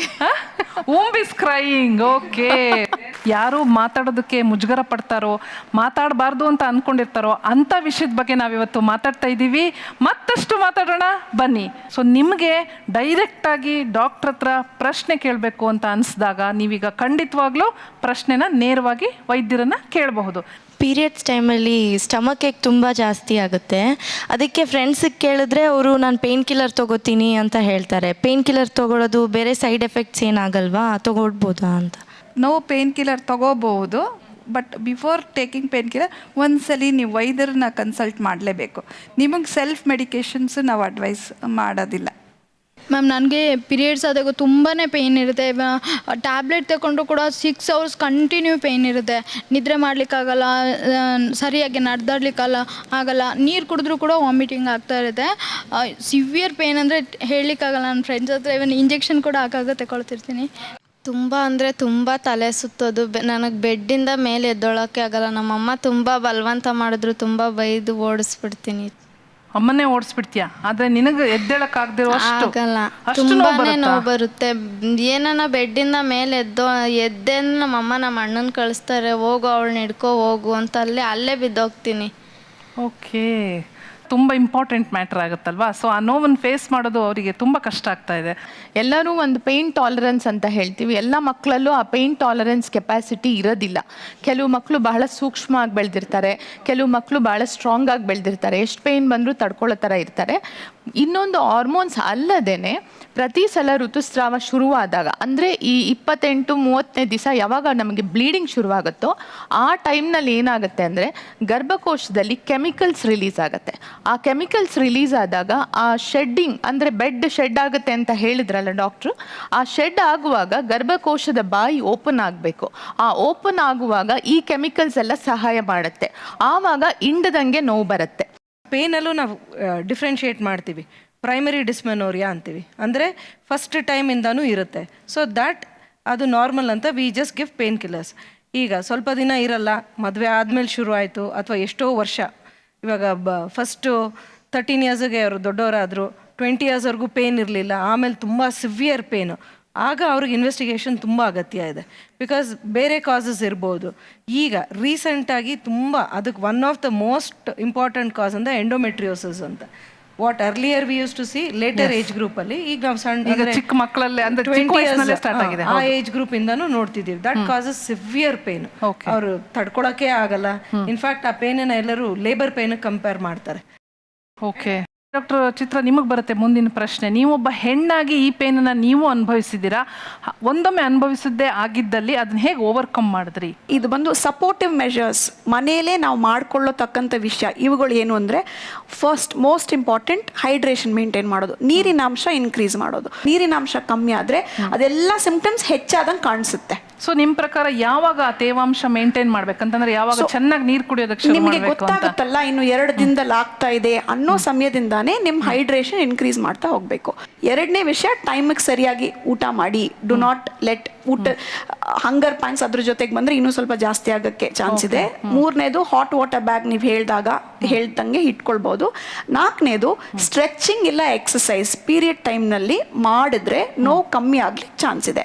ಬಿಕಾಸ್ ಎಲ್ಲ ನೋವು ಅನುಭವಿಸೋದು ಮಸಲ್ನಲ್ಲಿ. ಮಸಲ್ ರಿಲ್ಯಾಕ್ಸ್ ಮಾಡಿದ್ರೆ the pain will come down. Okay, ನಿಮ್ಗಿರುವಂತಹ ಸಮಸ್ಯೆ ಗೊಂದಲ ಪೀರಿಯಡ್ಸ್ ಬಗ್ಗೆ ಏನಿದೆ? ಪೀರಿಯಡ್ಸ್ ಇರ್ರೆಗ್ಯುಲರ್ ಇದೆ, PCOD ಪ್ರಾಬ್ಲಮ್ ಇದೆ ನನಗೆ. ಅದು ಕ್ಲಿಯರ್ ಆಗದೇ ಇಲ್ವಾ ಅಥವಾ ಏನು, ಅದಕ್ಕೇನು ಸೊಲ್ಯೂಷನ್ ಇದೆ? ಇದಕ್ಕೆ ಏನು ಮಾಡಬೇಕು ಅಂತಂದರೆ, ಇದೊಂದು ತುಂಬ ಅವರಿಗೆ ಮನಸ್ಸಿನೊಳಗೆ ಒಂಥರ ಭಯ ಇರುತ್ತಲ್ಲ. ಇಲ್ಲಿ ಎಷ್ಟು ಜನರಿಗೆ ಇರ್ರೆಗ್ಯುಲರ್ ಪೀರಿಯಡ್ ಇದೆ? ಓಕೆ, ನಿಮಗೂ ಇದೆ, ಇಷ್ಟು ಜನರಿಗೆ ಇರ್ರೆಗ್ಯುಲರ್ ಪೀರಿಯಡ್ ಇದೆ. They should know what is regular periods. That is ಯಾಕಂದರೆ ಈಗೇನು ಮಾಡ್ತಾರೆ ಹುಡುಗಿಯರು, 21 ಡೇಸ್ಗಾದರೂ ನಂದು ಇರೆಗ್ಯುಲರ್ ಅಂತಾರೆ, 35 ಡೇಸ್ಗಾದರೂ ಇರೆಗ್ಯುಲರ್ ಅಂತಾರೆ. It's actually not that. Even if it goes until 50 days, it is normal. Because ಅದು ಹೈಪೋಥಾಲಮೋ ಪಿಟ್ಯೂಟರಿ ಓವೇರಿಯನ್ ಆಕ್ಸಿಸ್ ಕಂಪ್ಲೀಟಾಗಿ ಮೆಚ್ಯೂರ್ ಆಗಿರಲ್ಲ. So it takes that time. And ಯಾರೋ ಒಬ್ರಿಗೆ ಇವಾಗ 38 ಡೇಸ್ಗೆ ಪ್ರತಿ ಮಂತು ಆಗ್ತಿರುತ್ತೆ. Even that is normal. Usually for 3 months ಆ ಥರ ಏರುಪೇರಾದರೂ we don't recommend any treatment. It's not irregular. ಎಲ್ಲರೂ ಇವಾಗ PCOD ಅಂತೆಲ್ಲ ಮಾತಾಡ್ತಿದ್ದಾರೆ, but not every one will know what is PCOD actually is. So ಅದ್ರ ಬಗ್ಗೆ ಸ್ವಲ್ಪ ತಿಳ್ಕೊಬೋದಾ ಅಂತ. PCOD ಅಂದರೆ polycystic ovarian disease or syndrome ಅಂತ ಅದಕ್ಕೆ ಹೆಸರು. ಇದು ಆ್ಯಕ್ಚುಲಿ ನಿಮ್ಮ ದೇಹದಲ್ಲಿ ಏನು ಮೇಜರ್ ಅಬ್ನಾರ್ಮ್ಯಾಲಿಟಿ ಇಲ್ಲ, ಆದರೆ ನಿಮ್ಮ ದೇಹ ಇವತ್ತಿನ ಕಾಲದಲ್ಲಿ ನಾವು ನಡೆಸ್ತಾ ಇರೋ ಜೀವನಕ್ಕೆ ಒಂದು ರಿಯಾಕ್ಷನ್. ಸೊ ಪ್ರತಿಯೊಂದು ದೇಹಕ್ಕೆ ಒಂದು ಕ್ರಿಟಿಕಲ್ ವೆಯ್ಟ್ ಅಂತ ಇರುತ್ತೆ. ಈ ವೆಯ್ಟ್ನಲ್ಲಿ ನನ್ನ ಆರೋಗ್ಯ ಚೆನ್ನಾಗಿರುತ್ತೆ, ಸೈಕಲ್ಸ್ ಚೆನ್ನಾಗಿ ಆಗ್ತಾ ಇರುತ್ತೆ ಅಂತ. ನಾವು ವೆಯ್ಟ್ ಜಾಸ್ತಿ ಆಗ್ತಾ ಇರೋದ್ರಿಂದ ಪೀರಿಯಡ್ಸ್ ದೂರ ಆಗ್ತಾ ಇರೋದ್ರ ಬಗ್ಗೆ ಮಾತಾಡ್ತಾ ಇದ್ದೀವಿ. ಇನ್ನೊಂದು ಥರದ ಕಾಯಿಲೆನೂ ಇದೆ, ತೀರಾ ವೆಯ್ಟ್ ಕಮ್ಮಿಯಾಗಿ ಪೀರಿಯಡ್ಸ್ ಆಗದೆ ಇರೋದು ಕೂಡ, ಅದಕ್ಕೆ ಅನೋರೆಕ್ಸಿಯಾ ಅಂತ ಹೆಸರು. ಸೊ ಆ ವೆಯ್ಟ್ಗಿಂತ ಕಮ್ಮಿ ಆದರೂ ಪೀರಿಯಡ್ಸ್ ಆಗಲ್ಲ, ಈ ವೆಯ್ಟ್ಗಿಂತ ಜಾಸ್ತಿ ಆದರೂ ಪೀರಿಯಡ್ಸ್ ಆಗಲ್ಲ. ನಮ್ಮ ದೇಹಕ್ಕೆ ಆ ಕ್ರಿಟಿಕಲ್ ವೆಯ್ಟ್ ಇಸ್ ಪ್ರಿಡಿಟರ್ಮೈನ್ಡ್. ನಿಮಗದು 50 ಇರ್ಬೋದು, ನನಗದು 70 ಇರ್ಬೋದು, ಇನ್ನೊಬ್ರಿಗದು 80 ಇರ್ಬೋದು. ಸೊ ನೀವು ರೀಸೆಂಟಾಗಿ ವೆಯ್ಟ್ ಗೇನ್ ಇನ್ಕ್ರೀಸ್ ಆಗಿದ್ದರೆ, ಇಲ್ಲ ಓಡಾಟ ಫಿಸಿಕಲ್ ಆ್ಯಕ್ಟಿವಿಟಿ ಕಡಿಮೆ ಆಗಿದ್ದರೆ, your body will manifest as PCOD. So ಇದಕ್ಕೊಂದು ಹೊಸ ಟ್ರೀಟ್ಮೆಂಟ್, ಇದಕ್ಕೊಂದು ಹೊಸ ಚಿಕಿತ್ಸೆ, ನನಗಿದು ಯಾಕೆ ಬಂದುಬಿಡ್ತು ಅನ್ನೋದ್ರ ಬಗ್ಗೆ ಟೈಮ್ ವೇಸ್ಟ್ ಮಾಡೋದಕ್ಕಿಂತ ಇದು ಪ್ರೈಮರಿ ತೊಂದರೆ, ಜೀವನ ಶೈಲಿನ ಬದಲಾಯಿಸೋದಕ್ಕೆ ಪ್ರಯತ್ನ ಮಾಡಬೇಕು ಅನ್ನೋದನ್ನೇ ಪ್ರತಿಯೊಂದು ಡಾಕ್ಟ್ರು ಅವ್ರವ್ರ ವಿಧದಲ್ಲಿ ಹೇಳ್ತಾರೆ. ಓಕೆನಾ? ನಮ್ಮ ದೇಹಕ್ಕೆ ಇಷ್ಟೊಂದು ಆ್ಯಕ್ಟಿವಿಟಿ ಕ್ರಿಟಿಕಲ್ ಲೆವೆಲ್ ಇದೆ ಅಂತ ಡಿಟರ್ಮೈನ್ ಆಗಿರುತ್ತೆ. ಅದು ಮೀಟ್ ಮಾಡಿಲ್ಲ ಅಂದರೆ ಇವೆಲ್ಲ ಮ್ಯಾನಿಫೆಸ್ಟೇಷನ್ಸ್ ಕಾಣಿಸ್ಕೊಳುತ್ತೆ. ನಿಮ್ಮ ಮನಸ್ಸಿನಲ್ಲಿ ಮತ್ತೆ ಒಳಗೆ ಒಂದು ಥರ ಅಂಜಿಕೆ ಇರಬಹುದು, ನಂಗೆ ಇರ್ರೆಗ್ಯುಲರ್ ಪೀರಿಯಡ್ಸ್ ಇದೆ ಅಂತನೋ, ಪೀರಿಯಡ್ಸ್ ಬಗ್ಗೆ ಮಾತಾಡಬೇಕು ಅಂತನೋ, ಅದೇನು? ನನಗೆ ಮುಂಚೆ ಒನ್ ಮಂತ್ ಆಗಿ ಒಂದು 15 ಡೇಸ್ ಹಾಗೆ ಆಗ್ತಿತ್ತು. ಬಟ್ ಈಗ 2 months ಆದರೂ ಇನ್ನೂ ಆಗಿಲ್ಲ. ಸೊ ಅದ್ರ ಯಾಕೆ ಹಂಗಾಗತ್ತೆ, ಏನು ಮಾಡ್ಬೋದು ಅಂತ ಕೇಳ್ಬೋದು. 45 ಡೇಸ್ಗೆ ಆಗ್ತಾ ಇತ್ತು, ಈಗ 60 ಡೇಸ್ಗೆ ಆಗ್ತಾ ಇದೆ. ಸೊ ವೈ ದಿಸ್ ವೇರಿಯೇಷನ್ ಅಂದರೆ ನೀವು ಮುಂಚೆ ಹೇಗಿದ್ರಿ ಹೀಗೆ ಹೇಗಿದ್ದೀರಾ, ಆಮೇಲೆ ಹಾರ್ಮೋನ್ ಚೇಂಜಸ್ ಆಗ್ತಾ ಇದೆ, ಮೊಡವೆಗಳು ಬರ್ತಾ ಇದೆ, ಸ್ವಲ್ಪ ಕೆಲವರಿಗೆ ಹೇರ್ ಡೆವಲಪ್ಮೆಂಟ್ ಇರುತ್ತೆ. ಇದೆಲ್ಲ ಯಾತಕ್ಕೆ ಅಂದರೆ ದೇಹದಲ್ಲಿ ಮೇಲ್ ಹಾರ್ಮೋನ್ಸ್ ಅಂತ ಹೇಳ್ತೀವಿ, ಆ್ಯಂಡ್ರೋಜನ್ಸ್ ಉತ್ಪತ್ತಿ ಆಗೋದು ಜಾಸ್ತಿ ಆಗುತ್ತೆ.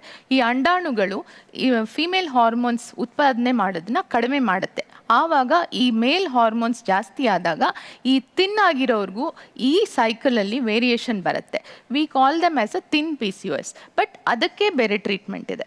ಇರೆಗ್ಯುಲರ್ ಪೀರಿಯಡ್ ಆಗೋದ್ರಿಂದ ಫ್ಯೂಚರಲ್ಲಿ ಮದುವೆ ಆದಮೇಲೆ ಮಕ್ಕಳಾಗೋ ಸಮಸ್ಯೆ ಕಾಣಿಸುತ್ತೆ ಅಂತ ಹೇಳ್ತಾರೆ. ಅದು ಎಷ್ಟರ ಮಟ್ಟಿಗೆ ನಿಜ? ಪ್ರತಿ ಒಂದು ಮುಟ್ಟಾದಾಗ ಅದರಲ್ಲಿ ಒಂದು ಅಂಡಾಶಯದಲ್ಲಿ ಒಂದು ಮೊಟ್ಟೆ ರಿಲೀಸ್ ಆಗ್ತಾ ಇರುತ್ತೆ. ಆವಾಗಲೇ ನಿಮಗೆ ಮುಟ್ಟಾಗ್ತಾ ಹೋಗುತ್ತೆ. ಸೊ ನಿಮಗೇನಾಗುತ್ತೆ, ಅದು ಮೊಟ್ಟೆ ರಿಲೀಸ್ ಆಗದೆ ಹೋದ್ರಿಂದ ಮತ್ತೆ ನಿಮಗೆ ಪ್ರೆಗ್ನೆನ್ಸಿ ಆಗೋದು ಅದರ ತೊಂದರೆಗಳಿರುತ್ತೆ. ಸೊ ಇರೆಗ್ಯುಲರ್ನ ಫಸ್ಟ್ ಏನು ಮಾಡಬೇಕು, ನಿಮ್ಗೇನು ಮೇನ್ ಕಾಸು, ಯಾಕೆ ಈ ಥರ ಇರೆಗ್ಯುಲರ್ ಆಗ್ತಿದೆ, ಅದೇ ಹೇಳ್ದಂಗೆ ಜಾಸ್ತಿ ಈ PCOD ಅಥವಾ ಈ ಥೈರಾಯ್ಡ್ ಪ್ರಾಬ್ಲಮ್ಗಳಿಂದ ಇರುತ್ತೆ. ಸೊ ಅದನ್ನು ನಿಮ್ಮದು ಮುಟ್ಟು ಸರಿಯಾಗಿ ಮಾಡಿಕೊಂಡ್ರೆ ಆದರೆ ಸೊ ಈಗಲೇ ನಿಂಗೆ ಯಾಕಮ್ಮ ಚಿಂತೆ? ಆ್ಯಕ್ಚುಲಿ ಏನಂದರೆ ಅಕ್ಕಪಕ್ಕದವ್ರ ಹತ್ರ ಮಾತಾಡಬೇಕಾದ್ರೆ ಅವ್ರು ಹೇಳ್ತಾರೆ ಇರೆಗ್ಯುಲರ್ ಪೀರಿಯಡ್ ಆದರೆ ಫ್ಯೂಚರಲ್ಲಿ ಮಕ್ಕಳಾಗೋ ಚಾನ್ಸಸ್ ಕಮ್ಮಿ ಇರುತ್ತೆ ಅಂತ. ಸೊ ಅದಕ್ಕೆ ಕ್ಲಿಯರ್ ಮಾಡಿಕೊಂಡೆ. ಒನ್ ಥಿಂಗ್ ಅಂದರೆ ಪೀರಿಯಡ್ಸ್ ಬರೋದು ಮಗು ಆಗೋದಕ್ಕೆ ಮಾತ್ರ ಆ ಬಿಲೀಫಿಂದ ಆಚೆ ಬರಬೇಕು. That is the most important thing. Before marriage ಮತ್ತು ಆಫ್ಟರ್ ಮ್ಯಾರೇಜು ಒಂದು 2-3 ಡೇಸ್ ಅಷ್ಟೇ, ಮ್ಯಾಕ್ಸಿಮಮ್ 2 ಡೇಸ್ ಅಷ್ಟೇ ಬ್ಲೀಡಿಂಗ್ ಆಗೋದು. ಕೆಲವೊಬ್ಬರಿಗೆ ಬ್ಲೀಡಿಂಗ್ 5 ದಿನ ಆಗುತ್ತೆ, ಮತ್ತೊಬ್ಬರಿಗೆ 7 ದಿನ ಆಗುತ್ತೆ, ಕೆಲವೊಬ್ಬರಿಗೆ 2 ದಿನ ಆಗುತ್ತೆ. ಓಕೆನಾ? ನಿಮಗೆ ಶುರುವಿಂದಾನು 2 ದಿನಾನೇ ಆಗ್ತಾ ಬರ್ತಾ ಇದೆ ಅಂದರೆ ಅದ್ರ ಬಗ್ಗೆ ಯೋಚನೆ ಮಾಡೋದು ಏನು ಬೇಕಿಲ್ಲ. ಅದು ನಿಮ್ಮ ದೇಹಕ್ಕೆ ಅದು ನಾರ್ಮಲ್. ಪ್ಲಸ್ ಪೀರಿಯಡ್ಸ್ ನಿಲ್ಲೋ ಟೈಮಿಗೆ ಅಮೌಂಟ್ ಕಡಿಮೆ ಆಗ್ತಾ ಬರುತ್ತೆ. 1 ದಿನ ಆಯಿತು 2 ದಿನ ಆಯಿತು ಅನ್ನೋದ್ರ ಬಗ್ಗೆ ಚಿಂತೆ ಬೇಡ. ಇನ್ನೊಂದೇನು ಅಂದರೆ ಪ್ಯಾಡ್ ವೈಸ್ ಬದಲು ಅವ್ರಿಗೆ ನಾವು ಕೇಳಿದಾಗ ಇದು ರಕ್ತಶ್ರವಣದಲ್ಲಿ ಗೆಡ್ಡೆಗಳ ಥರ ಹೋಗುತ್ತಾ ಅಂತ ಕೇಳ್ತೀವಿ. ಅದೇನಾದರೂ ಹೋಗ್ತಾ ಇದೆ ಅಂತಂದರೆ ಅವಾಗ ಅನ್ಕೋಬೋದು ಅವ್ರಿಗೆ ಬ್ಲೀಡಿಂಗು ಜಾಸ್ತಿ ಆಗ್ತಾ ಇದೆ ಅಂತ. ನಮ್ಮದು ಪೀರಿಯಡ್ಸ್ ಮುಂದೆ ಹೋಗೋಕ್ಕೆ ನಾವು ಟ್ಯಾಬ್ಲೆಟ್ಸ್ ತೊಗೋತೀವಲ್ವ, ಅದರಿಂದ ನಮಗೇನಾದರೂ ಹೆಲ್ತಿಗೆ ಪ್ರಾಬ್ಲಮ್ ಇದೆಯಾ ಅಂತ. 1 ಸೈಕಲ್ 2 ಸೈಕಲ್ ತೊಗೊಳೋದ್ರಲ್ಲಿ ಏನೂ ತೊಂದರೆ ಇರಲ್ಲ. ಬಟ್ ಅಕಸ್ಮಾತ್ ನೀವೇನಾದರೂ ಬಸ್ರಿ ಆಗೋಕ್ಕೆ ಟ್ರೈ ಮಾಡ್ತಿದ್ರೆ ಅದರಿಂದ ತೊಗೊಂಡ್ರಿಂದ ಎಫೆಕ್ಟ್ ಆಗ್ತದೆ ಅಷ್ಟೇ. ಬಹಳಷ್ಟು ಹುಡುಗಿಯರು ಟ್ರಿಪ್ ಹೋಗಬೇಕು, ದೇವಸ್ಥಾನಕ್ಕೆ ಹೋಗಬೇಕು, ಮದುವೆ ಇದೆ ಆ ಥರ ತಗೋತಾನೆ ಇರ್ತಾರೆ. But that is not good. ಇನ್ನೊಂದು ಥರದ್ದು ಮಾತ್ರೆ ಇದೆ, ಅದು ಮಗು ಆಗದೆ ಇರೋದಕ್ಕೆ ಏನು ಪ್ರಿಕಾಷನ್ಸ್ ತೊಗೊಳ್ದೆ ಅನ್ಪ್ರೊಟೆಕ್ಟೆಡ್ ಇಂಟರ್ಕೋರ್ಸ್ ಆದಮೇಲೆ ನೆಕ್ಸ್ಟ್ ದಿನ ಒಂದು ಥರದ್ದು ತೊಗೊಳ್ಳೋ ಮಾತ್ರೆ, ಅದು ಓವರ್ ದ ಕೌಂಟರ್ ಅವೈಲಬಲ್. ನೀವೇ ಹೋಗಿ ಮೆಡಿಕಲ್ ಸ್ಟೋರ್ನಲ್ಲಿ ತೊಗೊಳ್ಬೋದು. ಆ ಥರದ ಮಾತ್ರೆ ಬಂದು ರೆಗ್ಯುಲರ್ ಆಗಿ ಡೆಫಿನೆಟ್ಲಿ ಯೂಸ್ ಮಾಡಬಾರ್ದು. ಹಲವಾರು ಹೆಂಗಸರು ಅದನ್ನು ಮಿಸ್ಯೂಸ್ ಮಾಡ್ತಾರೆ. ನಿಮಗೆ ಮಗು ಆಗಬಾರ್ದು ಅಂತ ಇಷ್ಟ ಇದ್ದರೆ ಅದಕ್ಕೆ ಹೋಗ್ಬಿಟ್ಟು ಕಾಂಟ್ರಸೆಪ್ಟಿವ್ ಮೆಥಡ್ಸ್ ನಿಮ್ಮ ಡಾಕ್ಟರ್ ಹತ್ರ ಕೇಳಿ ಪಡ್ಕೊಂಡು ಅದನ್ನು ಬಳಸಬೇಕೇ ವಿನಃ ಇದನ್ನು ಬಂದು ತಗೋಬಾರ್ದು. ಬಹಳ ಒಳ್ಳೆ ಮಾಹಿತಿ ಕೊಟ್ರಿ ಡಾಕ್ಟರ್. ಇನ್ನಷ್ಟು ಪ್ರಶ್ನೆಗಳು ಬರ್ತಾನೆ ಇರುತ್ತೆ, ಅದಕ್ಕೆ ನಿಮ್ಮಿಂದ ಉತ್ತರ ಬೇಕು ನಮಗೆ. ನಾವೆಲ್ಲರೂ ಪೀರಿಯಡ್ಸ್ ಸಮಸ್ಯೆಗಳ ಬಗ್ಗೆ ಸಾಕಷ್ಟು ಮಾತಾಡ್ತಾ ಕೂತಿದ್ವಿ, ಗೊಂದಲಗಳ ಬಗ್ಗೆ ಪರಿಹಾರ ಹುಡ್ಕೋದಕ್ಕೆ ಕೂಡ ಪ್ರಯತ್ನ ಪಡ್ತಾ ಇದ್ದೀವಿ. ಈಗ ನಮ್ಮ ಜೊತೆ ಈ ಪೀರಿಯಡ್ಸ್ ಸಮಯದಲ್ಲಿ ಬರಬಹುದಾದಂತಹ ಸಮಸ್ಯೆಗಳಿಗೆ ಯೋಗದ ಮೂಲಕ ಏನಾದರೂ ಆನ್ಸರ್ ಪಡೆಯೋದಕ್ಕೆ ಸಾಧ್ಯನಾ ಅಂತ ಹೇಳ್ಕೊಡೋದಕ್ಕೆ ಯೋಗ ಇನ್ಸ್ಟ್ರಕ್ಟರ್ ಕೃಪಾ ಪಟೇಲ್ ಅವರು ಬಂದಿದ್ದಾರೆ. ಬನ್ನಿ, let's welcome Krupa Patel. Yes please come, welcome. ಹೇಳಿ ಕೃಪಾ, ಇವತ್ತು ಪೀರಿಯಡ್ಸ್ ಸಮಸ್ಯೆ ಸಂಬಂಧಪಟ್ಟಂತೆ ನಾವು ಸಾಕಷ್ಟು ಇಲ್ಲಿ ಮಾತಾಡ್ತಾ ಇದ್ದೀವಿ. ಯೋಗ ಕ್ಯಾನ್ ಆ್ಯಕ್ಚುಲಿ ಹೆಲ್ಪ್ ಅಂತ ಹೇಳ್ತಾರೆ, ಅದಕ್ಕೆ ನೀವೇನು ಹೇಳ್ತೀರಾ? I mean, as they said, they have a lot of stomach pain during their periods. So it's about mind. ನಿಮ್ಮ ಮೈಂಡಲ್ಲಿ ಎಷ್ಟು ಸ್ಟ್ರೆಂತ್ ಇರುತ್ತೆ ಪೇನ್ನ ಬೇರ್ ಮಾಡೋಕ್ಕೆ. So when you do yoga you can bear pain easily during your menstrual cycle. Will do all the on stomach exercises so that we will get good stretch on a pelvic region. Okay, ನಮ್ಮ ಹೊಟ್ಟೆ ಈ ಭಾಗ ಅಂದರೆ pelvic ರೀಜನ್ಗೆ ಏನು exercise ಬೇಕು ಅದನ್ನು ಕೆಲವು ಯೋಗ ಅಭ್ಯಾಸಗಳ ಮೂಲಕ ಕೃಪಾ ಅವರು ಈಗ ತೋರಿಸ್ಕೊಡ್ತಾರೆ ಅಲ್ವಾ? ನಾವು ಫಸ್ಟ್ ಸ್ಟಾರ್ಟ್ ಮಾಡೋದು ಬಟರ್ಫ್ಲೈ ಪೋಸ್. ಅದಕ್ಕೆ first you have to sit down. Keep your legs straight. Yes. Fold your both the legs closer to your body. Interlock your fingers. Hold your feet. And you're going to move your knees up and down.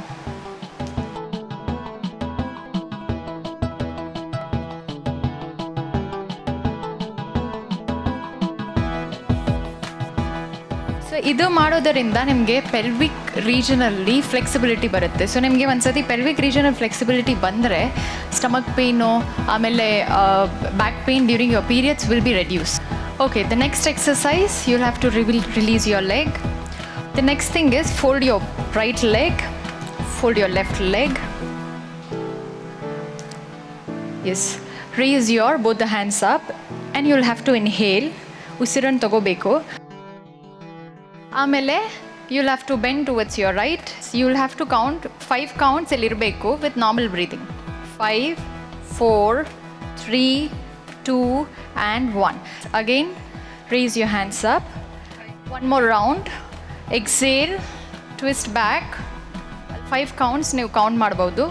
5, 4, 3, 2 and 1. ಈ ಆಸನ ಮಾಡೋದರಿಂದ ನಿಮಗೆ around your naval ನಿಮ್ಮ ಓವರೀಸಲ್ಲಿ stretch ಬರುತ್ತೆ. So ಇದಕ್ಕಾಗಿ ನಿಮ್ಮ tummy wait reduce ಆಗುತ್ತೆ. ಆವಾಗ ನಿಮಗೆ PCOD ಬರೋದಿಲ್ಲ. ಓಕೆ, ನೆಕ್ಸ್ಟ್ ಎಕ್ಸಸೈಸ್ ಆಗೋದು ಆನ್ ಸ್ಟಮಕ್. ಸೊ ನೀವು ಲೈ ಡೌನ್ ಆನ್ ಯುವರ್ ಸ್ಟಮಕ್. ಇದನ್ನು ಹೇಳೋದು ಧನುರಾಸನ ಅಂತ. ಈ ಆಸನ ಮಾಡೋದರಿಂದನೂ ನಿಮ್ಮ ಹೊಟ್ಟೆ ಕಡಿಮೆ ಆಗುತ್ತೆ, ಪ್ಲಸ್ ನಿಮ್ಮ ಹಾರ್ಮೋನ್ಸ್ ಬ್ಯಾಲೆನ್ಸ್ ಆಗುತ್ತೆ. Fold your both the legs, hold your ankle. ನೀವು ಮೇಲೆ ಹೋದಾಗ ಉಸಿರನ್ನು ತಗೋಬೇಕು, ಕೆಳಗಡೆ ಹೋದಾಗ ಉಸಿರನ್ನು ಬಿಡಬೇಕು. This you can do 5 times. Inhale 1, 2,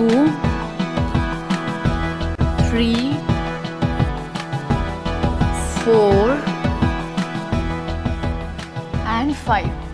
Stay there. ಅದನ್ನು ನೀವು 5 to 10 counts ಅಲ್ಲಿ ಪೊಸಿಷನಲ್ಲಿ ಸ್ಟೇ ಮಾಡ್ಬೋದು. ಆಮೇಲೆ release your hand, release your legs. ಇವಾಗ ನಾವು ಲಾಸ್ಟ್ ಆಸನ ಮಾಡೋದು ಶಶಂಕಾಸನ್. Lift your both buttocks up. Fold your leg from your knee, sit on your heels and release your hands behind. Relax yourself.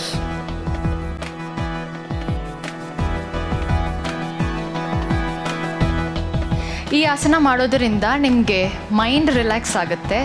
ಅದಕ್ಕಾಗಿ ನಿಮಗೆ ಡಿಸ್ಟ್ರೆಸ್ ಆಗಿದ ತಕ್ಷಣ ಹಾರ್ಮೋನ್ಸ್ ಬ್ಯಾಲೆನ್ಸ್ ಆಗೋದು ಸ್ಟಾರ್ಟ್ ಆಗುತ್ತೆ. ಸೊ ಈ ಕಾರ್ಯಕ್ರಮಕ್ಕೆ ಬಂದು ಹೇಳ್ಕೊಟ್ಟಿದ್ದಕ್ಕೆ ನಿಮಗೆ thank you so much Kripa. Family doctor ಕಾರ್ಯಕ್ರಮದಲ್ಲಿ ನಾವು ಪೀರಿಯಡ್ಸ್ ಬಗ್ಗೆ ಸಾಕಷ್ಟು ಮಾಹಿತಿಯನ್ನು ತಿಳ್ಕೊಳ್ತಾ ಇದ್ದೀವಿ. ಮತ್ತೆ ನಾನೀಗ ನಮ್ಮ ಇಲ್ಲಿ ಕುಳಿತಿರುವಂಥ pretty young ladies and pretty ladies ಅವ್ರ ಹತ್ರ ಹೋಗ್ತಾ ಇದ್ದೀನಿ. ಈ ಪೀರಿಯಡ್ಸ್ ಬಗ್ಗೆ ನೀವು ಕೇಳಿದಂತಹ ಅಪನಂಬಿಕೆ ಇರ್ಬೋದು, ಮೂಢನಂಬಿಕೆ ಅಂತ ನಿಮ್ಗೆ ಅನಿಸಿದ್ದಿರ್ಬೋದು. ಯಾವ ಥರ ಮಿತ್ ಯಾವುದನ್ನು ನೀವು ಕೇಳಿದ್ದೀರಾ?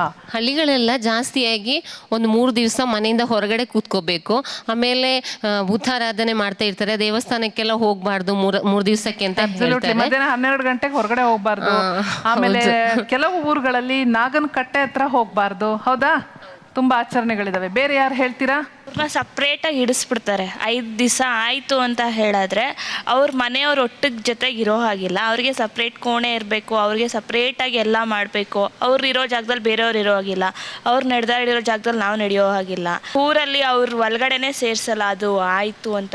ಓಕೆ, ಬಟ್ ಈಗಲೂ ಇದೆ ಅಂತೀರಾ ಆಚರಣೆ ಅಥವಾ ಬದಲಾವಣೆ ಆಗಿದೆಯಾ? ಆಗ್ತಾ ಇದೆ. ಕೆಲವೊಂದು ಕಡೆ ಹಳ್ಳಿಗಳಲ್ಲಿ ಇರೋದು ಹಾಗೇ ಇದೆ. ತುಪ್ಪ ಮೊಸರು ಅವೆಲ್ಲ ಕೊಡಲ್ಲ ತಿನ್ನಕ್ಕೆ, ಯಾಕೆ ಅಂತ ಗೊತ್ತಿಲ್ಲ. ಹೆಡ್ ಬಾತ್ ಮಾಡಬಾರ್ದು ಅಂತ ಹೇಳ್ತಿದ್ದಾರೆ. ಹೆಡ್ ಬಾತ್ ಮಾಡಬಾರ್ದು ಅಂತ ಹೇಳ್ತಿದ್ದಾರೆ.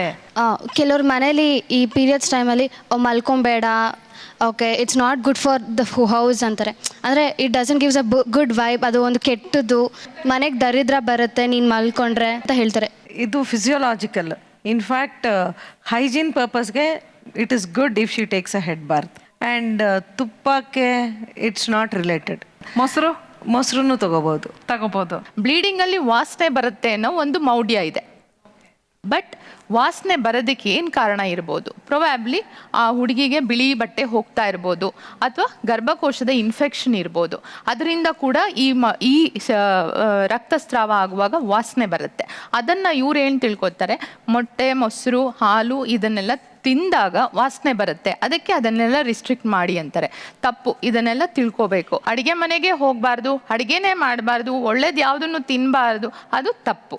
ಆ ಟೈಮಲ್ಲಿ ಆರೋಗ್ಯವಾಗಿರೋ ಊಟ ಕೊಡಬೇಕು, ಚೆನ್ನಾಗಿರೋ ಹಣ್ಣು ಕೊಡಬೇಕು, ಅವಳಿಗೆ ಒಳ್ಳೆ ಸುರಕ್ಷತೆ ಕೊಡಬೇಕು, ಬಹಳ ರೆಸ್ಟ್ ಕೊಡಬೇಕು. ಇದು ತುಂಬ ಇಂಪಾರ್ಟೆಂಟ್. ಮತ್ತೆ ಬೇರೆ ಏನಾದರೂ ಹೇಳ್ತೀರಾ? ಪೀರಿಯಡ್ಸ್ ಆದಾಗ ಕುಂಕುಮ ಇಟ್ಕೋಬಾರ್ದು ಅಂತಾರೆ, ಹೂವು ಮುಟ್ಕೋಬಾರ್ದು ಅಂತಾರೆ, ನಾಯಿಗೆ ಊಟ ಹಾಕ್ಬಾರ್ದು ಅಂತಾರೆ. ಅಂದ್ರೆ ಇದು ಸುಮ್ಮನೆ ನಾವು ಅಂದ್ಕೊಂಡಿರೋದಷ್ಟೇ. ಹೆಂಗಮ್ಮ ಹಣೆಗೆ ಇಟ್ಕೊಂಡ್ರೆ ಅದಕ್ಕೂ ಏನಮ್ಮ ಸಂಬಂಧ? ನೀನೇ ಸ್ವಲ್ಪ ಯೋಚನೆ ಮಾಡಿ ನೋಡೋಣ. ನಾನು ಕುಂಕುಮ ಇಟ್ಕೊಂಡ್ರೆ ನಮ್ಮ ಅಜ್ಜಿ ಯಾವಾಗ್ಲೂ ಬೈತಾರೆ. ಅಜ್ಜಿ ಬೈತಾರಾ? ನಿನ್ನ ಅಜ್ಜಿಗೆ ಹೇಳ್ಬೇಕು, ಅಜ್ಜಿ ಇಲ್ಲ ನಾನು ಇಟ್ಕೋತೀನಿ, ಏನ್ ತಪ್ಪು ಹೇಳಜ್ಜಿ, ನಿಂಗೆ ಯಾರು ಹೇಳಿದ್ದು ಅಂತ ಕೇಳಕ್ಕಾಗಲ್ವಾ? ಹೇಳಿದ್ರೆ ಕೇಳಲ್ವಾ? ಅಲ್ಲ ಪರವಾಗಿಲ್ಲ, ನೀನು ಯಾವತ್ತಾದ್ರೂ ಇಲ್ಲ ನಾನು ಇದನ್ನ ಕುಂಕುಮ ಇಟ್ಕೋತೀನಿ, ಆಮೇಲೆ ಇದು ಹಾಕೋತೀನಿ, ಏನು ಹೂ ಮುಡ್ಕೋತೀನಿ ಅಂತ ಯಾವತ್ತಾದ್ರೂ ಅಡುಗೆ ಮಾಡ್ತೀನಿ, ನಾಯಿಗೆ ಊಟ ಕೊಡ್ತೀನಿ, ಏನಾಗಲ್ಲ ಅಂತ ಮಾಡಿದ್ದೀನಿ. ನಮ್ಮ ಅಜ್ಜಿ ಮುಂದೆನೆ ಮಾಡಿದ್ದೀನಿ. ಅಜ್ಜಿ ಮುಂದೆನೆ ಮಾಡಿದ್ಯಾ? ಅಜ್ಜಿ ನಿಂಗೂ ಬೈಕೋತಾರೆ, ನಂಗೂ ಬೈಕೋತಾರೆ. ಬಟ್ ಆ್ಯಕ್ಚುಲಿ ಇದಕ್ಕೂ ಬಹುಶಃ ಪೀರಿಯಡ್ಸ್ಗೂ ಯಾವ ಸಂಬಂಧನೂ ಇಲ್ಲ. ಬೇರೆ ಯಾರಾದರೂ ಹೇಳ್ತೀರಾ? ಅಮ್ಮ ಯಾವಾಗ ಉಪ್ಪಿನಕಾಯಿ ಮನೇಲೇ ರೆಡಿ ಮಾಡ್ತಾರೆ. ಅಮ್ಮ ಏನಾದರೂ ಹೊರಗಡೆ ಆಗಿತ್ತು ಅಂತ ಹೇಳಿದಾಗ ಅವ್ರೇನಾದ್ರು ಟಚ್ ಮಾಡಿದರೆ ತುಂಬ ಸತಿ ಕೆಟ್ಟೋಗಿರುತ್ತೆ. ಅದಕ್ಕೆ ನಾವು ಅಪ್ಪ ಇಟ್ಕೊಂಡು ಯಾವಾಗೂ ರೇಗಿಸ್ತಿರ್ತಾರೆ, ಅದನ್ನು ಮುಟ್ಟಬೇಡ, ಆ ಥರ ಎಲ್ಲ ಹಾಳಾಗ್ಬಿಡತ್ತೆ ಅಂತ ಹೇಳಿ. ಹೆಣ್ಮಕ್ಳಾಗಿ ನಾವು ಒಪ್ಕೋಬೇಕಾ ಇಂಥದ್ದನ್ನೆಲ್ಲ? ಒಪ್ಕೋಬಾರ್ದು, ಬಟ್ ಅದು ಒಂದೊಂದ್ಸತಿ ಪ್ರೂಫ್ ಕಣ್ಮುಂದೆ ಇದ್ದಾಗ ನಾವೇನು ಮಾಡೋಕ್ಕಾಗತ್ತೆ. ಕಾಕತಾಳೀಯ ಆಗಿರ್ಬೋದಲ್ವಾ? ಕಾಕತಾಳಿ ಆಗಿರ್ಬೋದು, ಆದರೆ ನಮ್ಮ ಮುಂದೆ ಆಗಿರ್ಬೇಕಾದ್ರೆ ನಮ್ಗೆ ಅವಾಗ ಏನು ಇದು ಗೊತ್ತಿಲ್ಲ, ನಾಲೆಡ್ಜ್ ಇಲ್ಲ, ಅವೇರ್ನೆಸ್ ಇಲ್ಲ. ಮನೇಲಿ ಹೇಳ್ಬೇಕಾದ್ರೆ ಅಪ್ಪ ಹೇಳಿದೆ ನಿಜ, ಅಮ್ಮ ಹೇಳಿದೆ ನಿಜ. ಇದು ನಮ್ಮ ಕಡೆ ಮಾಡ್ತಾರೆ, ಕಬ್ಬಿಣದ ಬೀಗದ ಕೈ ಎಲ್ಲ ಕೊಡ್ತಾರೆ, ತಲೆದಿಂಬ ಹತ್ರ ಇಟ್ಕೊಂಡು ಮಲ್ಕೋ. Oh, why is that? I don't know. Even I don't know. First time ಕೇಳಿಸ್ಕೊತಾ ಇದ್ದೀನಿ ನಾನು. ಇದು ಫಿಟ್ಸ್ ಅಂತಾರಲ್ಲ, ಎಪಿಲೆಪ್ಸಿ, ಕೆಲವೊಬ್ಬರಿಗೆ ಬರೀ ಆ ಟೈಮ್ನಲ್ಲಿ ಮಾತ್ರ ಎಪಿಲೆಪ್ಸಿ ಬರ್ಬೋದು. ಪ್ರಾಬಬ್ಲಿ ಆ ಮೂಢನಂಬಿಕೆ ಇದೆಯಲ್ಲ, ಕಬ್ಬಿಣದ ಅಂಶನ ಕೈನಲ್ಲಿ ಇಟ್ಟರೆ ಫಿಟ್ಸ್ ನಿಂತೋಗುತ್ತೆ ಅಂತ, ಅದೂ ಮೂಢನಂಬಿಕೆನೇ. ಕಬ್ಬಿಣದ ಅಂಶ ಇಡೋದ್ರಿಂದ ನಿಲ್ಲೋದಿಲ್ಲ, ಆದರೆ ಪ್ರಾಬಬ್ಲಿ ಅದರಿಂದ ಅದನ್ನು ತಲೆದಿಂಬ ಹತ್ರ ಇಡಕ್ಕೆ ಹೇಳಿರ್ಬೋದು ಅಂತ ನನಗನ್ಸುತ್ತೆ. ಈ ಕರ್ನಾಟಕದ ನಮ್ಮ ಹೆಣ್ಣು ಮಕ್ಕಳೇನಿದ್ದಾರೆ, ಈ ಪೀರಿಯಡ್ಸ್ ಬಗ್ಗೆ ಎಷ್ಟು ಉದಾಸೀನತೆಯನ್ನು ತೋರಿಸ್ತಾರೆ ಅನ್ನೋದು ಕೂಡ ಒಂದು ಭಾಳ ಇಂಪಾರ್ಟೆಂಟ್ ಕ್ವಶನ್. ಯಾಕಂದರೆ ಅವ್ರ ದೇಹದ ಮೇಲೆ ಆಗುವಂತಹ ಪರಿಣಾಮಗಳು, ಅದನ್ನು ನಾನು ಕೇಳ್ತಾ ಇದ್ದೀನಿ. ಉದಾಸೀನತೆ ಅಂದರೆ ಇಲ್ಲಿ ಏನಾಗುತ್ತಂದರೆ, ಮೊದಲನೇದು ಅವ್ರ ಕ್ಲೈನ್ಲಿನೆಸ್ ತುಂಬ ಇಂಪಾರ್ಟೆಂಟ್. ಉಗುರುಗಳನ್ನ ಉದ್ದಕ್ಕೆ ಬೆಳೆಸ್ಕೊಂಡು ಅದಕ್ಕೆ ಚೆನ್ನಾಗಿ ನೇಲ್ ಪಾಲಿಶ್ ಹಾಕ್ಕೊಂಡಿರ್ತಾರೆ. ಅವರಿಗೆ ಎಷ್ಟು ಇಂಪ್ಯಾಕ್ಟ್ ಆಗುತ್ತೆ ಅಂತ ಅಂದರೆ, ಆ ಉಗುರುಗಳಿಂದ ಅವರಿಗೆ ಫಂಗಲ್ ಇನ್ಫೆಕ್ಷನ್ ಜಾಸ್ತಿ ಆಗ್ತಾ ಇರುತ್ತೆ. ಎರಡನೇದಾಗಿ ಅವರು ಯೂಸ್ ಮಾಡೋ ಅಂಥ ಬಟ್ಟೆ, ಆ ಬಟ್ಟೆಗಳನ್ನ ಒಗೆದು ಚೆನ್ನಾಗಿ ಬಿಸಿಲಲ್ಲಿ ಒಣ ಹಾಕಿ ಧೂಳಿಲ್ಲದ ಜಾಗದಲ್ಲಿ ಹಾಕಿ ಅದನ್ನು ಎತ್ತಿಡೋದು ತುಂಬ ಇಂಪಾರ್ಟೆಂಟ್. ಮೂರನೇದು ಈ ಪ್ಯಾಡ್ಸ್ ಅನ್ನೋದಿದೆಯಲ್ಲ, ಎವ್ರಿ 3 hours 4 hours ಚೇಂಜ್ ಮಾಡಬೇಕು. ಗಂಟೆಗಟ್ಟಲೆ ಹಾಕ್ಕೊಂಡು ದಿನ ಎಲ್ಲ ಒಂದೇ ಪ್ಯಾಡ್ ಹಾಕ್ಕೊಂಡು ಇದ್ದರೆ ಕೂಡ ಇನ್ಫೆಕ್ಷನ್ ಆಗುತ್ತೆ, ಗರ್ಭಕೋಶದ ಸೋಂಕು ಆಗೋ ಚಾನ್ಸಸ್ ಇರುತ್ತೆ. ಮತ್ತು ವೆಜೈನೈಟಿಸ್ ಅಂತ ಹೇಳಿ ತುರ್ಕೆ, ಬಿಳಿ ಬಟ್ಟೆ, ಮೊಸರಂಗೆ ಹೋಗೋದು, ಇದೆಲ್ಲ ಬರುತ್ತೆ. ಸೊ ಈ ಉದಾಸೀನತೆಯನ್ನು ಬಹಳ ನಾವು ನೋಡಿದ್ದೀವಿ. ಬ್ಲೀಡಿಂಗ್ ಜಾಸ್ತಿ ಆಗ್ತಾ ಇದೆ, ಕ್ಲಾಟ್ ಗೆಡ್ಡೆ ಥರ ಹೋಗ್ತಾ ಇರೋದು, ಪ್ಲಸ್ 2 ತಿಂಗಳಾಯಿತು 3 ತಿಂಗಳಾಯಿತು ಕಂಟಿನ್ಯೂಸ್ ಆಗಿ ಹೀಗೆ ಆಗ್ತಾ ಇದೆ. ಇವುಗಳನ್ನೆಲ್ಲ ಬಂದು ಚಿಕಿತ್ಸೆ ಪಡ್ಕೊಳ್ದೇ ಇದ್ದರೆ ಅದು ಹೆಚ್ಚಿನ ಬ್ಲೀಡಿಂಗ್ ಆಗೋದ್ರಿಂದ ಅನೀಮಿಯಾ ಆಗ್ಬೋದು. ಅನೀಮಿಯಾ ಆಗಿ ಎಷ್ಟೊಂದು ಜನ ಹಾಸ್ಪಿಟ್ಲಿಂದ ಬಂದು ಅಡ್ಮಿಟ್ ಆಗಿ ರಕ್ತ ಹಾಕೋಷ್ಟು ಮಟ್ಟಿಗೆ ಕಮ್ಮಿ ಆಗಿಬಿಡುತ್ತೆ ಹಿಮೋಗ್ಲೋಬಿನ್. ಎರಡನೇದು ಅದು ಥೈರಾಯ್ಡ್ ತೊಂದರೆಯಿಂದ ಇರ್ಬೋದು. ಥೈರಾಯ್ಡ್ ಬಂದು ಬರೀ ಪೀರಿಯಡ್ಸ್ ತೊಂದರೆ ಮಾತ್ರ ಕಾಸ್ ಮಾಡಲ್ಲ, ಬೆಳೆಯುವ ಮಕ್ಕಳಿಗೆ 14-15 ವಯಸ್ಸು ಮಕ್ಕಳಿಗೆ ಬೆಳವಣಿಗೆ ಅನ್ನೋ ಸ್ಟಾಪ್ ಮಾಡಿಬಿಡುತ್ತೆ, ಹೈಟ್ ಕಮ್ಮಿ ಆಗಿಬಿಡುತ್ತೆ, ಓದಿನಲ್ಲಿ ಆಸಕ್ತಿ ಕಡಿಮೆ ಆಗಿಬಿಡುತ್ತೆ. ಸೊ ಹಲವಾರು ಕಾರಣಗಳಿಂದ ಪೀರಿಯಡ್ಸ್ ತೊಂದರೆ ಬರಬಹುದು. ಸೊ ಪೀರಿಯಡ್ಸ್ ತೊಂದರೆ ಕಂಟಿನ್ಯೂಸ್ ಆಗಿ ಪರ್ಸಿಸ್ಟೆಂಟ್ ಆಗಿದೆ ಅಂದರೆ ಹೋಗ್ಬಿಟ್ಟು ವೈದ್ಯರ ಹತ್ರ ಒಂದ್ಸತಿ ಚೆಕ್ ಮಾಡ್ಕೊಂಡು ಏನು ಕಾರಣ ಅಂತ ಅದನ್ನು ಬೇಗ ರೆಕ್ಟಿಫೈ ಮಾಡಿದ್ರೆ ಮುಂದೆ ತೊಂದರೆಗಳು ಕಮ್ಮಿ. ಇನ್ನೊಂದೇನು ಉದಾಸೀನತೆ ಅಂದರೆ ಹಾಸ್ಟೆಲಲ್ಲಿ ಇರ್ತಾರೆ ಹೆಣ್ಮಕ್ಳು. ಸೊ ಇವ್ರು ಏನು ಮಾಡ್ತಾರೆ, everything all their inner clothes will be dried inside the rooms. So what ಅಂದರೆ ಅದು ನೀಟಾಗಿ ಒಣಗಿ ಡ್ರೈ ಪ್ಲೇಸ್ ಅಂದರೆ ವೇರ್ ಸನ್ ಈಸ್ ಎಕ್ಸ್ಪೋಸ್ಡ್, ಸೂರ್ಯಕಿರಣ ಬರೋ ಜಾಗದಲ್ಲಿ ಕೂಡ ಅವರು ಒಣಗಾಕೋದ್ರಿಂದ ಈ ಸೋಂಕು ರೋಗಗಳು ಕೂಡ ಕಮ್ಮಿ ಆಗುತ್ತೆ, ಫಂಗಲ್ ಇನ್ಫೆಕ್ಷನ್ಸ್. ಆಧುನಿಕ ಹೆಣ್ಮಕ್ಳು ನನ್ನ ಜೊತೆ ಇದ್ದಾರೆ.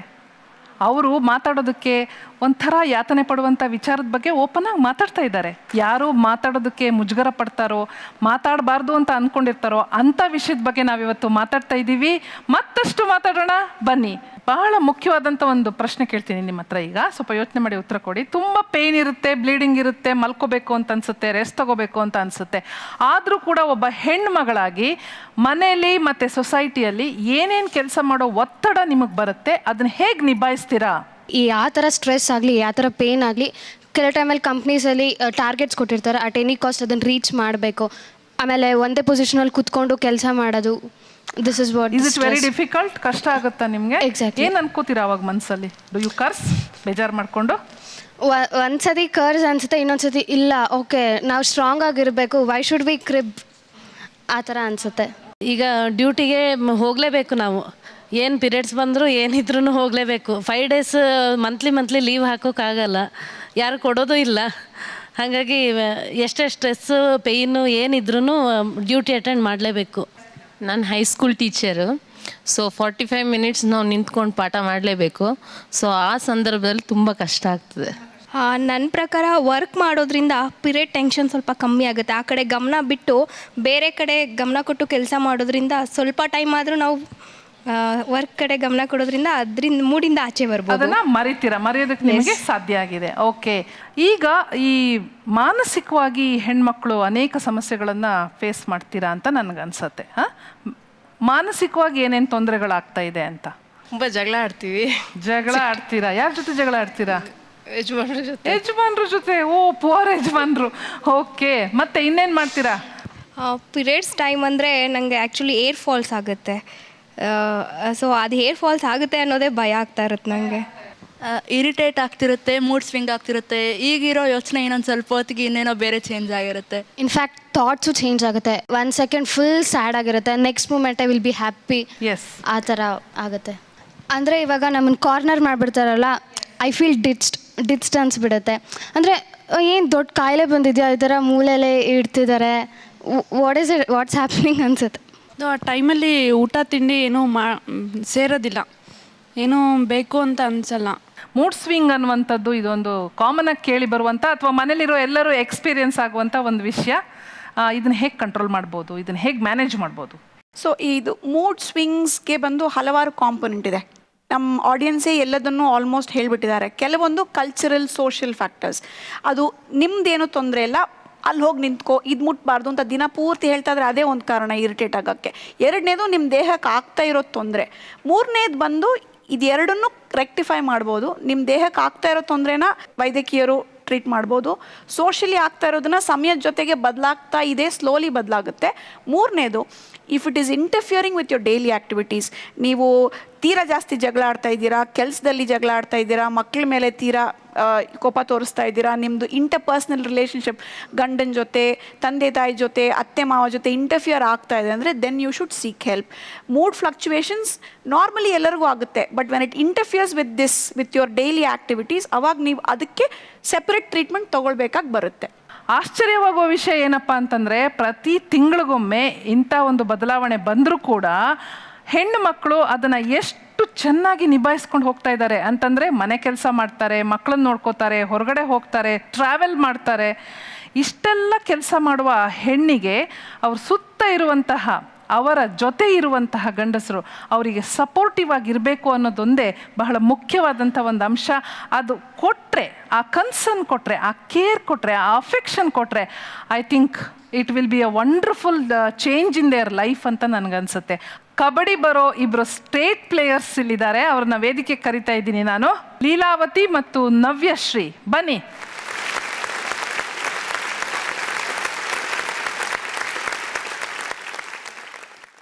ಇಷ್ಟೊತ್ತವರೆಗೆ ನಾವು ಮಾತಾಡಿದಂತಹ ಏನು ಸಮಸ್ಯೆ ಅಂತ ನಾವು ಅಥವಾ ಏನೇನೋ ಆಗುತ್ತೆ ಅಂತ ನಾವು ಮಾತಾಡಿದ್ವಲ್ಲ, ಅದನ್ನು ನೀವು ಫೇಸ್ ಮಾಡ್ತೀರಾ?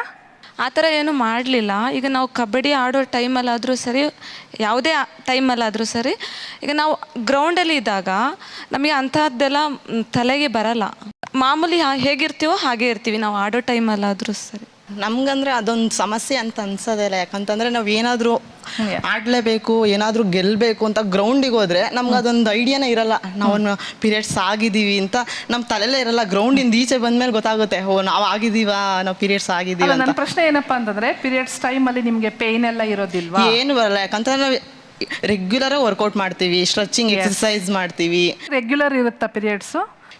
ಪೀರಿಯಡ್ಸ್ ಏನು ಪ್ರಾಬ್ಲಮೇ ಇಲ್ಲ ನಮಗೆ. ಯಾಕಂತಂದರೆ ನಾವು ಸ್ಟ್ರಾಂಗ್ ಆಗಿ ಇರಲೇಬೇಕಲ್ವಾ. ಸ್ಟ್ರಾಂಗ್ ಇಲ್ಲ ಅಂತಂದರೆ ಕಬಡ್ಡಿ ಆಡೋಕ್ಕೆ ಆಗಲ್ಲ.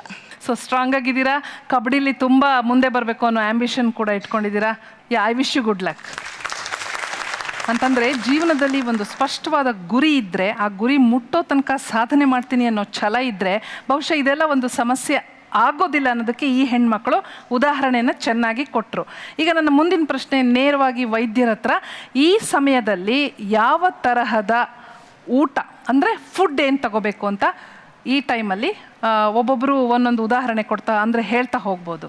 ನೀರನ್ನು ಮಿತವಾಗಿ ಅವ್ರ ದೇಹಕ್ಕೆ ಎಷ್ಟು ಬೇಕು, ಯಾಕಂದರೆ ವಾಟರ್ ರಿಟೆನ್ಷನ್ ಅಂತ ಹೇಳಿದಾಗ ಕೆಲವರಿಗೆ ಪ್ರೀಮೆನ್ಸ್ಟ್ರಲ್ ಸಿಮ್ಟಮ್ಸಲ್ಲಿ ಅಧಿಕವಾಗಿ ವಾಟರ್ ತೊಗೊಂಡ್ರೆ 10 ಡೇಸಿಂದ ದಟ್ ವಾಟರ್ ಕೀಪ್ಸ್ ಆನ್ ರಿಟೆನ್ಜಿಂಗ್, ಆವಾಗ ಬ್ಲೋಟಿಂಗು, ಬ್ರೆಸ್ಟ್ ಎನ್ಲಾರ್ಜ್ಮೆಂಟ್ ಜಾಸ್ತಿ ಆಗುತ್ತೆ. ಸೊ ಆ ಟೈಮಲ್ಲಿ ಸ್ವಲ್ಪ ವಾಟರ್ ರಿಸ್ಟ್ರಿಕ್ಟ್ ಮಾಡಬೇಕು. ಕೆಲವ್ರು 4 ಲೀಟ್ರ್ 5 ಲೀಟ್ರ್ ಕುಡಿಯೋ ಅಭ್ಯಾಸ ಇರುತ್ತೆ, ಅಂಥವರಿಗೆ ಸ್ವಲ್ಪ ನೀರನ್ನು ಕಮ್ಮಿ ಮಾಡಿ ಹಣ್ಣು ತರಕಾರಿನ ಜಾಸ್ತಿ ತೊಗೋಬೇಕಾಗತ್ತೆ.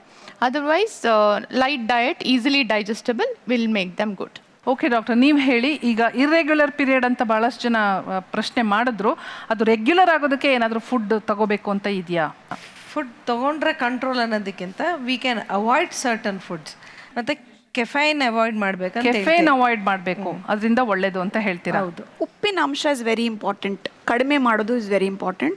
ಚಿಪ್ಸ್ ಇದು ಮಿಕ್ಸ್ಚರ್ ಅದೆಲ್ಲ ಜಾಸ್ತಿ ಉಪ್ಪು ಹಾಕಿರುತ್ತಲ್ವ ಉಪ್ಪಿನಕಾಯಿ, ಸೊ ನೀರು ರಿಟೇನ್ ಆಗೋಕ್ಕೆ ಉಪ್ಪು ಇಸ್ ವೆರಿ ಇಂಪಾರ್ಟೆಂಟ್. ಉಪ್ಪಿಲ್ಲದೆ ಇದ್ದರೆ ನೀರು ರಿಟೇನ್ ಆಗಲ್ಲ. ಉಪ್ಪಿದ್ರೆ ಮಾತ್ರ ಕೈಕಾಲು ರಿಂಗೆಲ್ಲ ಟೈಟ್ ಆಗೋದು, ಡ್ರೆಸ್ ಟೈಟ್ ಆಗೋದು, ಹೊಟ್ಟೆ ಎಲ್ಲ ಉಬ್ರ ಅನಿಸೋದು, ಅದೆಲ್ಲ ಬಂದು ಉಪ್ಪಿನ ಅಂಶದಿಂದ ಬರೋದು. ಸೊ ಅವುಗಳನ್ನು ಕಟ್ ಮಾಡಿ ಫ್ರೆಶ್ ಫ್ರೂಟ್ಸ್, ವೆಜಿಟೇಬಲ್ಸ್, ಮನೇಲಿ ಮಾಡೋ ಊಟ, ಅಡುಗೆನಲ್ಲಿ ಒಂಚೂರು ಉಪ್ಪು ಕಮ್ಮಿ, ಮೇಲೆ ಉಪ್ಪು ಕಡಿಮೆ ಮಾಡೋದು, ಮೊಸರನ್ನಾಗ ಉಪ್ಪು ಹಾಕ್ಕೊಳ್ಳೋದು, ಅದನ್ನೆಲ್ಲ ಕಡಿಮೆ ಮಾಡಿದ್ರೆ ಅದು ಬ್ಲೋಟೆಡ್ ಫೀಲಿಂಗ್ ಅಂತಾರಲ್ಲ, ಒಂಥರ ಉಬ್ರ ಅನ್ಸೋದು, ಆ ಫೀಲಿಂಗ್ ಕಡಿಮೆ ಆಗುತ್ತೆ. ಕೊನೆ ಪ್ರಶ್ನೆ ಕೇಳ್ತಾ ಇದ್ದೀನಿ. ಸೊ ಮತ್ತೊಮ್ಮೆ ಮಗದೊಮ್ಮೆ ಈ ಸಮಯದಲ್ಲಿ ಹೆಣ್ಣು ಮಕ್ಕಳು ನಿಭಾಯಿಸೋದಕ್ಕೆ ಯಾವ ಟಿಪ್ಸನ್ನು ನೀವು ಹೇಗೆ as A doctor, as A lady doctor and also as A woman, ನಿಮ್ಮ ಪರ್ಸ್ನಲ್ ಎಕ್ಸ್ಪೀರಿಯನ್ಸನ್ನು ಕೂಡ ಮನಸ್ಸಿನಲ್ಲಿ ಇಟ್ಕೊಂಡು ಯಾವ ಟಿಪ್ಸ್ ಕೊಡ್ತೀರಾ, ನೀವು ಏನು ಫಾಲೋ ಮಾಡ್ತೀರಾ? ಪ್ರತಿದಿನ ಎಷ್ಟೇ ಬ್ಯುಸಿ ಶೆಡ್ಯೂಲ್ ಇದ್ದರೂ ಕೂಡ ವಾರದಲ್ಲಿ ಅಟ್ಲೀಸ್ಟ್ 4 ದಿನ ಎಕ್ಸಸೈಸ್ ಮಾಡೋದಕ್ಕೆ ಪ್ರಯತ್ನ ಮಾಡ್ತೀನಿ. ಸಾಯಂಕಾಲದ ಹೊತ್ತು ಮನೆಗೆ ಬೇಗ ಬರೋ ದಿನ ನನ್ನ ಮಗಳ ಜೊತೆಗೆ ಪಾರ್ಕಿಗೆ ಹೋಗಿ ಆಟ ಆಡೋಕ್ಕೆ ಪ್ರಯತ್ನ ಮಾಡ್ತೀನಿ. 1-2 ಅವರ್ ವಾಕಿಂಗ್ ಮಾಡಿ ಅದಾದಮೇಲೆ ಕಾರ್ನ್ ಇಲ್ಲ ಮುಸ್ಕಿನ ಜೋಳ ತಿಂದ್ಬಿಟ್ಟು ವಾಪಸ್ ಬರೋದು is a healthier option. So ಹೀಗೆ ಪ್ರತಿದಿನ ನಮ್ಮ ಆರೋಗ್ಯವನ್ನು ನೋಡ್ಕೊಳ್ಳೋದನ್ನು ಕಾಪಾಡ್ಕೊಳ್ತಾ ಬಂದರೆ ಪೀರಿಯಡ್ಸ್ ತೊಂದರೆನೂ ಅದರೊಳ್ಳೆ ಟ್ರೀಟ್ಮೆಂಟ್ ಕ್ಲಿಯರ್ ಆಗಿಬಿಡುತ್ತೆ. ಈ ಸಂಚಿಕೆಯ ಆರಂಭದಲ್ಲಿ ನಾವು ಹುಡುಗರು ಇದ್ರ ಬಗ್ಗೆ ಏನು ಮಾತಾಡ್ತಾರೆ ಅನ್ನೋದು ಒಂದು ವಿಡಿಯೋ ಕ್ಲಿಪ್ಪನ್ನು ನೋಡಿದ್ವಿ. ಬಹಳಷ್ಟು ಸಂಶಯಗಳಿದ್ವು ಅವರಿಗೆ, ಮಾತಾಡೋಕ್ಕೂ ಮುಜುಗರ ಅಂದ್ಕೊಳ್ತಾ ಇದ್ರು. ಬಹುಶಃ ಅವ್ರಿಗೆ ಏನೂ ಗೊತ್ತೂ ಇರಲಿಲ್ಲ ಸರಿಯಾಗಿ.